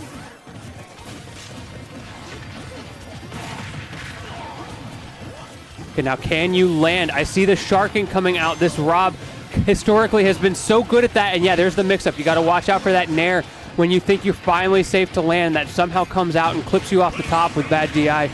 And the double up smashes, anything you can do, I can do slightly slower and with less frame data. But nevertheless... Dre taking his stock immediately after losing the previous one, and we are even, folks. Got the job done there. And now, once again, we've seen this over and over. Who is going to get this crucial stock? Only one healthy stock on the board right now. Huge limit blade beam. Oh, and there it is. Louis Money staying alive. That was such a weird kill screen situation. I think that game thought both of them were going to die. Yeah, there we go. Oh, no. Wait. Oh, it's not over. Okay, This Louis is the Money opportunity. is now 1v1. Louis Money, this is where he excels. I can't believe he didn't die from that at 137. Yeah, that's surprising. Okay, Dre going very high to stay away from the Rob disadvantage state. And Louis Money has brought this all the way back. Unintimidated by the water. He just holding doesn't forward. care. He wants that corner pressure. What can Dre do to close this out and keep his hopes alive for himself and his teammate MFA in this set? RoboBurner taking Louis Money so very high there. And there it is, the Dre up smash. does the Mario. That's what he's going to do to keep that dream alive. Make his head really big so the dream fits in there better. Well, he found his opening. That he did. That almost turned all the way around. Great stuff to Louis Money. The fact that he was able to keep composure on that up B off stage. Because a lot of people would have just put down the controller or, you know, whatever, just mash up B and pray. But Louis Money did what he needed to do with those double jumps, with the up B, stay alive, Yes, and sir. almost brought it all the way back. Okay, once again, same characters, same stage. Hoping for different outcomes. Yes, they are, and they've got good reason to believe it's possible. Both of these teams have proven their ability and their worthiness of the next round of this tournament, but unfortunately, only one of them can make it. Gotta say, really love the matching red skins for red team. That the secondary colors are black for both characters. Really intimidating, very Yeah. nice look. It's always intimidating when you pull up to the fight. They've got matching overcoats. Yeah. Then you know you messed with the wrong group of people. Good Ooh, the down- snipe. Okay, that is going to be Dre's first stock. Terra catching his landing with a down smash, sending him in a really bad angle. However, at the same time, Louis Money lost his first stock, and now managing to keep it pretty even. Let's see where the momentum shift lies this time. It's been so back and forth. Dre and MFA have the opportunity to take out a top seed in this tournament. This would be an upset, I believe, if they manage to clutch this out. Great recovery from Terra, not getting hit by that dash attack. Waited just a little bit. Good use of limit as well from Point the MFA. blank. Okay, the up smash unfortunately hitting his partner. Yeah, how did that not hit Terra? Did he spot touch? I don't know. Because it looked like he just crouched and it whiffed. Kind of confused by that. Stock trading going on all around here. Stocks are even. Oh, another unfortunate. These just gimps. didn't quite get back to stage. Dre has been gimped twice in this game on his last stock. Really difficult for him. Better than it's ever been, but something that is eternally plagued Mario is just his recovery is not the best. Yeah, so many characters in this game. Like the characters with bad recoveries, even then, have buffed recoveries from the previous games. Yep. They just made recoveries so much better than this game than in the past. They really did. They Except really Mac. did. Yeah. No, Mac's recovery is better. He can jolt Haymaker and not go into free fall now. That's true. It's still not good, but it's better than how absolutely abysmal it was in Smash 4. Wow, very good timing for Dre. Avoiding that up smash from Louis Money. Oh, the missed spacing from Terra there, not able to get that down smash tipper. F smash did connect to get out of the scramble situation, but not able to find what he's looking for. And is he going to pay Saving for his it here? ally from the up smash. There's the F smash. A stock has been taken. Terra's right back onto the screen. But again, those nairs, so hard to get around those. Okay, man, Dre came back just in time to Yes, save he MFA did. in that corner. Perfect timing. MFA playing a really dangerous game around the Wolf up smashes there as well. If he gets clipped by one of those, that is going to be his last stock. That's kind of been the name of the game for MFA. Unfortunately, finally getting called out for it and losing that stock and putting his teammate in a pretty rough situation. But at the same time, MFA got so much mileage off of that aggressive game plan that can you really hit him with the hindsight because one situation happened to not work out? Right. Well, Dre now facing the situation Louis Money was in the previous game. He's trying to gun for Louis Money as Louis Money has significantly higher percentage. You can see very clearly, yeah, the game plan is there. Louis Money's running away. Dre is trying to get to him. And meanwhile, Terra is just adding that nickel and dime, making it so hard for him to get this comeback. Of course, Terra now getting up to the percentage at which he's going to be dying to Mario's options pretty soon here as well. Someone in chat believes. Let's see if it's meant to be or if that up air is going to take it, and it is. The perfect throw angle for Terra, and Louis Money is going to be that set for them. They move on to losers finals. And that means JDV and Jja will be coming back to the stage for their opportunity to make it back for the run back to Grands. But they've got to get through Terra and Louis Money first. It is wildly more chilly in here today than I was expecting. Yeah, it really is. It's so cold in here. Put on a, oh no, it's out my car. Darn it, I was going to try and get an extra layer on here, but I don't have it. How's everybody in chat doing today? For those of you just joining us, this is Back in Blood 7. We're going through the final stages of the doubles bracket. We've got losers finals, who we see people coming up for right now, and grand finals yet to go, both best of 3. We've also got singles going on the side stream. Highly recommend you guys multi-twitch that, do whatever it is you do. Mute them, because we've always got the better commentary over here. You know it. Whatever the case, love having y'all in chat and just having a good time today. JDV and Jja sitting on down. Louis Money and Terra going to be made to do their 3rd round in a row. I think Terra might have... Oh, no, there he's back. He looks so excited to be here right now. He really does. Just his face is the definition of enthusiasm. I like Look that at shirt, though. Just a clean little graphic. What is that shirt? Oh, I don't know what it says. I just like the format. I like Louis Money's Yeah, the turnip. Stitch face is good. Jja's got his own tag on his shirt. Very nice. My man takes pride. He knows what he's about. Got to rep that brand. Yeah. Can't go changing your name every couple years like Sen. I did hear he's got a pretty good nest. Like, you probably put like an adjective on it, like best. Yeah, like really goodness. That'd be a good tag for him. Imagine he just goes and starts GG, and every 2 months or whatever the cooldown is, he just changes it to a different adjective. Decently adequate-ness. Mildly mediocre-ness. Good enough-ness. Torrentially terribleness. Basically bombasticness. Surprisingly sufficientness. Numerically non-existentness.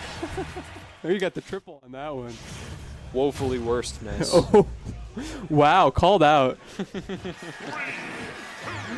All right, well, let's see how good that Ness is in Grands. But first, we have to get through losers finals. Yellow Round Boys versus Team Black and Red. Yeah, you were talking about getting those matching petticoats earlier. These guys, they go skin deep with this. Oh, early goodness, gimp. what happened? Just the early gimp from JDB against Terra wasn't able to make it back. One of the few weaknesses of Wolf, his recovery is just not so good. He's got to recover at some very specific angles, and Fire Wolf is not nearly as good of a recovery option as Fire Bird or Fire Fox. See J-Jaw trying to get the edge guard on Louis Money. However, Louis Money found a way around it. That air mobility from Kirby is just so bad. He wasn't able to get there. J-Jaw throwing out the inhales occasionally. Okay. JDB just down smashed both of them with the same hit. Pac-Man down smash, one of the better down smashes in the game. It's on both sides simultaneously. Yeah, none of that 1-2 skip a few nonsense. He just goes to the double dip right away. Terra knocking that Fire Hydrant out into Kingdom Come. J-Jaw still just barely alive there. Let's see what Louis Money can do to close this out. Not the raw up smash. That's not going to be enough. J-Jaw actually just ducking the pancake underneath the up Yeah. smash as well. Okay. Yeah, that pancake, when used well, is such a great tool for the character. It's the Gimmer tech. Just duck. Finally, J-Jaw managing to get a gimp on Terra. Well, I mean, not even a gimp. Killed him off the side, but... This is absolutely dominant lead for JDB and J-Jaw right now. Yeah, if I'm Terra and Louis Money, I have to completely rethink my game plan right now because whatever they're doing is not working. Oh, no, don't get down aired again. Okay. Wow, crazy text from J-Jaw. And he can't come back. The vertical on that up B is just not what you think it is. Yeah. His jumps don't hardly take him anywhere either. Yeah. The ever-present problem of Kirby, his mobility is low.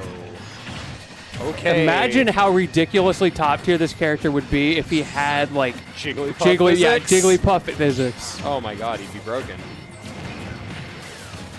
As it is, the character is bad, but only if you exploit his weaknesses. If you try to scrap with Kirby, you get sauced on. Yeah. If you spend all your time running away from him, though, you can't get in. Like, he's so slow. You got to share stock here, and they do. Things suddenly even as Terra and Louis Money found their momentum. Yeah, Red Team did a really good job of finding the adaptations we were talking about, but you don't get away from JDB if you get hit by that bell. He will find you, and he will eat you. Chasing down that yummy power pellet. Yeah. He's got the Boss Galaga online, ready to throw it for a loop, and Bonk. bonk. Kirby looking sleepy about Yeah, it. he's sleep. He's not impressed. No sweat.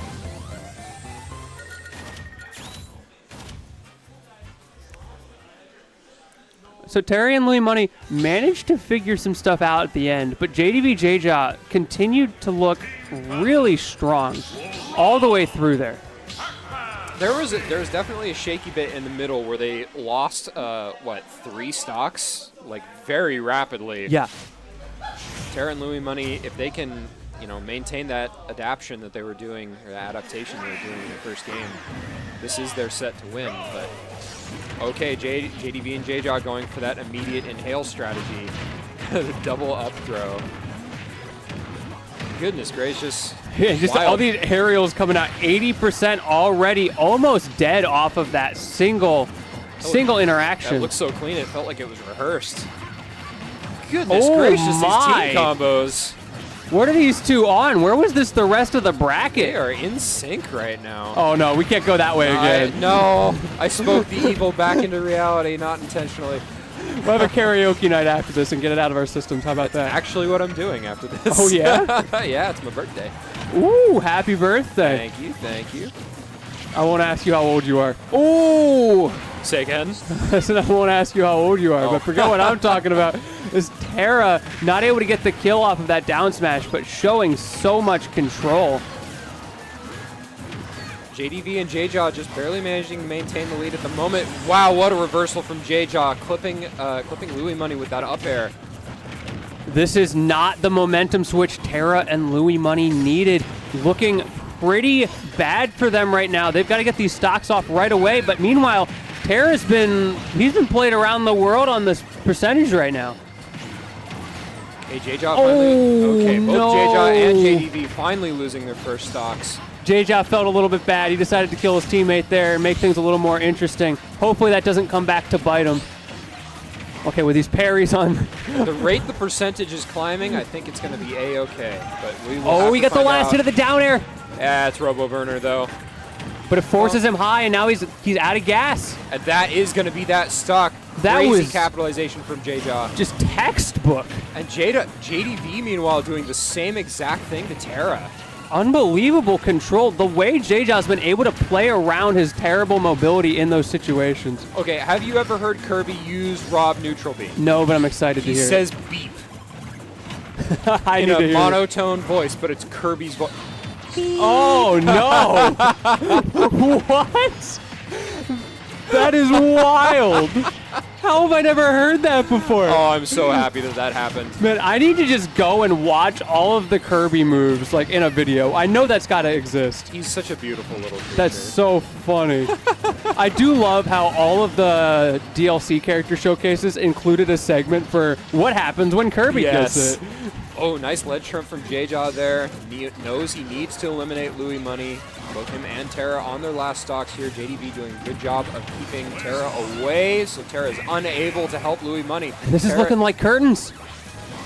Terra on his last stock at a very high percent. The bell clipping J-Jaw there. Oh, tries to go for the a hard little too punish, but close. puts himself on the wrong side in order to do so. It's so unfortunate. Doesn't matter in the end as JDV J-Jaw do manage to take it 2-0, looking really solid, even more solid than before in that last game.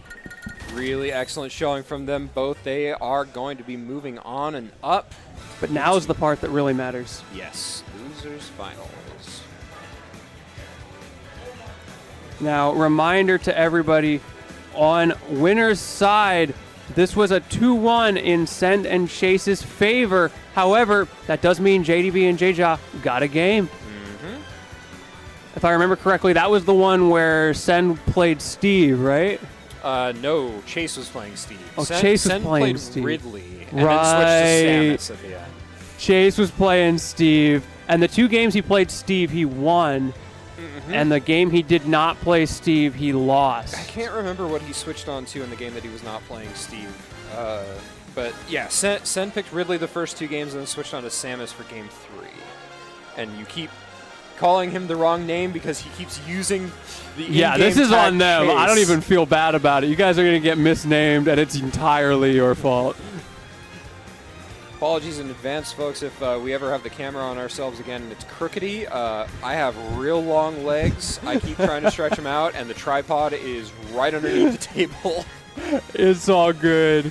These things happen. How's it going, There everybody? we are.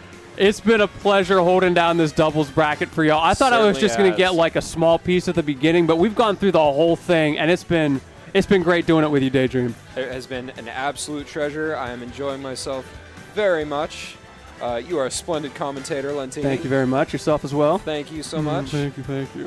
I'm quite Yes. flattered. Indubitably.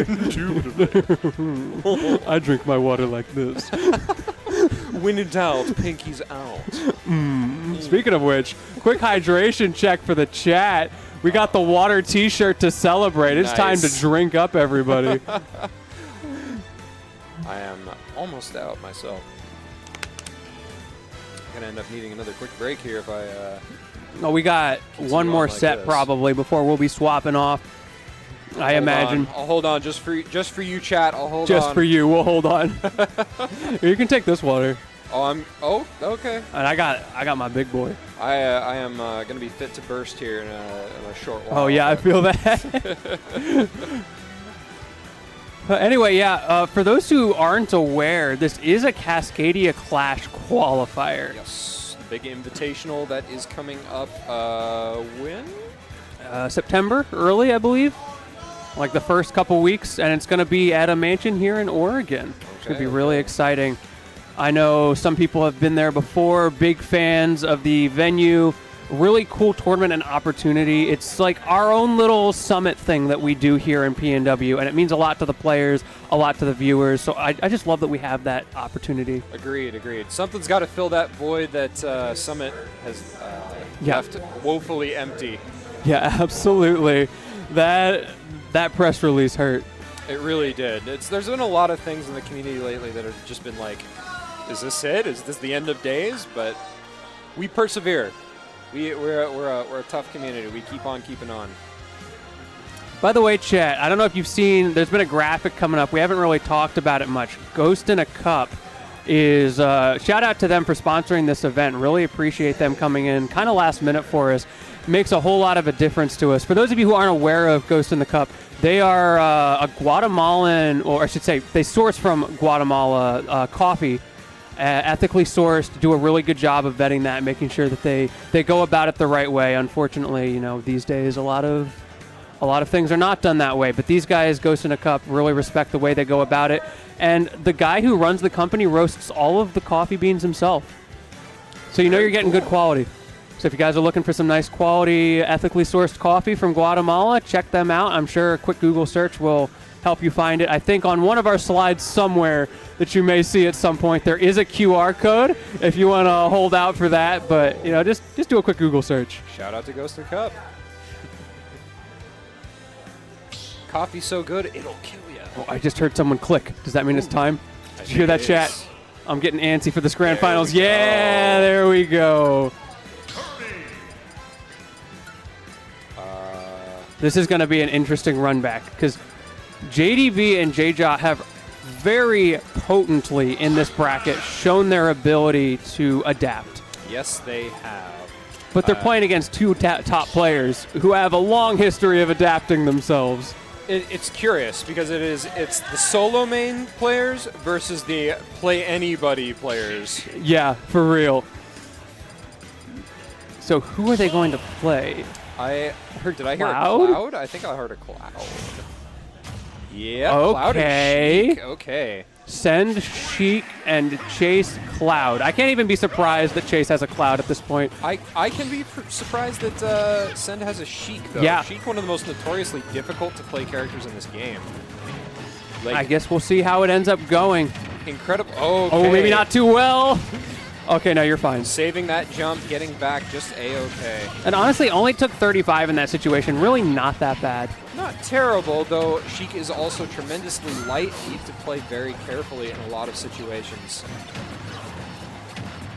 JDV choosing to take on Send over in that corner. Send finally managing to work his way Great job. back And now over. you don't have limit. Can you get back? No, you can't because JJA is there to finish his plate. Wow, that stone coming in absolutely clutch. Sending Send into the stratosphere. Cut JJA with the bonus fruit again. Covering. So much early damage from JJA. There you go. Sheik going into the stratosphere. It's been interesting to see how much Blue Team is trying to use the Hydrant against JDV. Historically, that's his safe space. He throws down his Hydrant, he runs behind it, even in the corner. But Blue Team is adding a little bit of pressure there, making it not so free, making him have to think about his recoveries, throwing those back airs from Cloud into it, using it for their own accord. Turning it into a mini game. Oh, I like JJA's option there, trying to use the inhale to help JDV get back onto the stage. He hit him so hard the whole game stuttered there for a second. Interesting down air mix-up from Send. Unfortunately, he's got two people to worry about, not one, and so he does get put a little bit into the blender by JDV. And then Chase losing that stock now on his last. Send sitting on a Get out of there. He knew there was something, like, it was cooking, but unfortunately he doesn't have the pot in this game, so not able to follow through with it. Needles are good, but I don't know if they're good on Kirby. I mean, yeah, maybe he'd rather have the suck. I feel like he was trying to wait for JDV to be able to get in position to punish. Just testament to how light Sheik is as the Nair out of shield from Kirby killed from center stage. Stocks getting narrower and narrower. We're closing in on the end game of game one here, folks. Yeah, we're at that point where JDV and JJA are looking for that trade or whatever it takes to just take one stock off the board each way, give themselves that advantage. If they can get into this 2v1, it's basically over, right? Absolutely. Okay, JDV and J-Jaw capitalizing on Sen's disadvantage here. Able to get back, but he's taken 94. He's on his last stock, and his teammate is even worse off at Up 123. smash is going to take it. Send is out. Ooh, good parry from J-Jaw. Climb Hazard coming on Limit coming online just at the right time to get a Limit. Climb Hazard and the grab into the up smash is going to take it. JDV and J-Jaw getting on the board first and foremost. Either way, like, yeah, Chase was able to get the Clim Hazard, but J-Jaw forced him to burn it right away. Keep him from doing anything silly. Yeah, I get hit by it. I'm not going to take much damage. It'll be fine. No cheeky finishing touches today. Thank you. Ooh, I just saw a little bracket coming in there. Richter? Okay. Fire Mithra? What is going on here? Piranha Plant? I can dream. Chase choosing to stick on Cloud. Sen switching to Rob.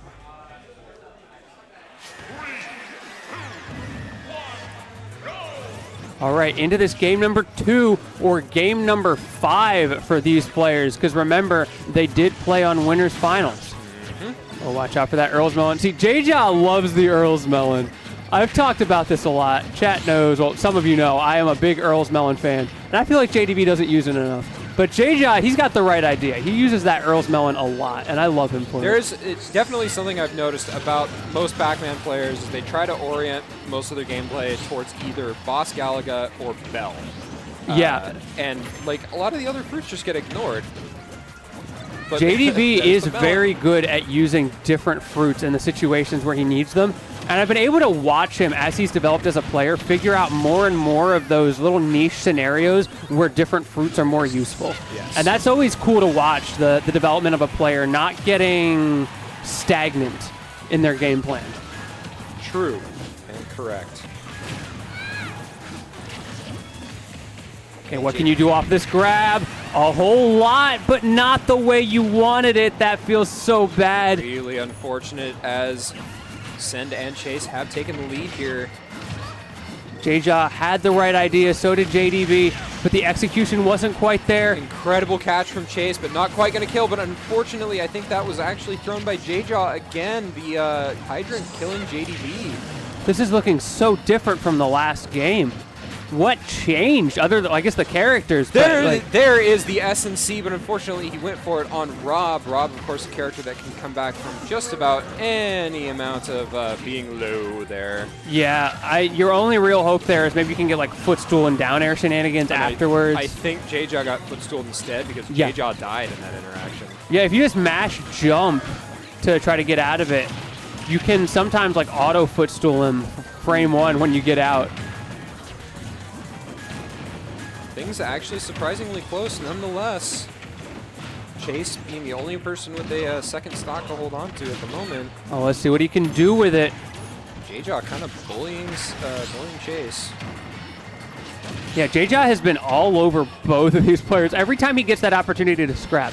This is what we were talking about earlier, right? Like, yeah, Kirby's bad, but if you let him scrap, he will scrap. Yes, he will, certainly. JDB missing that tech on the stage and dying for it. I don't think it was untechable. Oh, get baited. Attempted Climb Hazard suicide move there. Oh, wow. Oh, hold J-Jaw. on. Wait, is this the start of the comeback? 97% from a very light character is going to be difficult for J-Jaw to work back, but it is entirely possible. We have seen J-Jaw perform some pretty neat 0 to deaths in the past. Chase has to be so careful here. If he goes off stage once, it could be over. Here's the opening. What can he do? Not a whole lot. Only 28%. Down tilt trip, though. Ooh, J-Jaw putting the fear into this man. You know he is shaking in his boots because he recognizes the win condition, but so does J-Jaw. Accidentally gets the back air instead of the forward air there. Possibly a missed input. Trying to get these trips off the down tilts. Limit's about to come online as well. There it is. He's going to be looking to throw out. There it is, the cross slash, and unfortunately doesn't untechable. wait quite long enough. Gets hit by the untechable last hit of the Limit cross slash. Send and Chase getting themselves on the board. No reset just yet. Man, J-Jaw almost just brought back the 3v1. Yeah, he did. That was wild. Obviously, the first stock, a little bit of a throwaway, going for the self-destruct to close it out. But he was ready for it. And then he turned it around and down air spiked Rob, which is hard to do. Send just went a little bit too low in that instance. And, of course, Send apparently feeling the Rob. As going into game 3, he is choosing to stay. Makes me wonder what would have happened if that limit didn't come online. Would we be looking at a reset?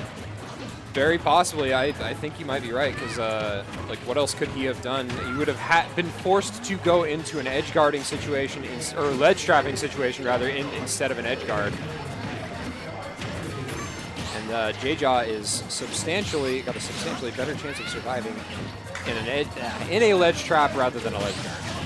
Absolutely.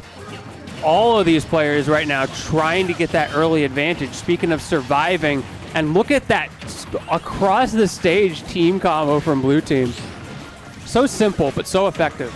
J-Jaw, meanwhile, beating the crap out of that fire hydrant, trying to get it to go somewhere. And the Nair going to take that first stock. This is now J-Jaw and JDV with all of the momentum. My brain is starting Oh, J-Jaw, he had an idea there. Brain is starting to turn to mush here as I get hungrier, folks, and I'm sorry. Yeah, you know who else's brains are trying not to turn to mush right now? JDV, J-Jaw, Send, and Chase. And you know who's hungry for kills? JDV, as he's presently bullying Chase off in that corner. This is a huge part of bracket stamina. These guys have been going non-stop since 10 a.m. Because I think all these guys did randoms. Yeah, and this bracket started at 11. And they're about to get into singles right after this, too. Yeah, we're getting tired just sitting here talking about it. These guys have to play it. If we get a little bit hangry and start maybe not thinking about it this as clearly, it's not as big of a deal. We just look a little silly on the air. Yeah. These guys just lose. And there is, I believe, kind of a big pot at stake here as well. Maybe not so much for doubles, but for singles, certainly. Okay, that up air from Send gonna clip J-Jaw, finally take that first stock. Send, of course, being the stock tank this round, 136%, but staying alive just A-okay. Never mind, Commentator's Curse is gonna come in clutch. And JDV survived that situation. That's huge for him. And J-Jaw continues to convert. He is hungry for this reset. Call him the Catholic Church because he's about to convert. Oh, okay.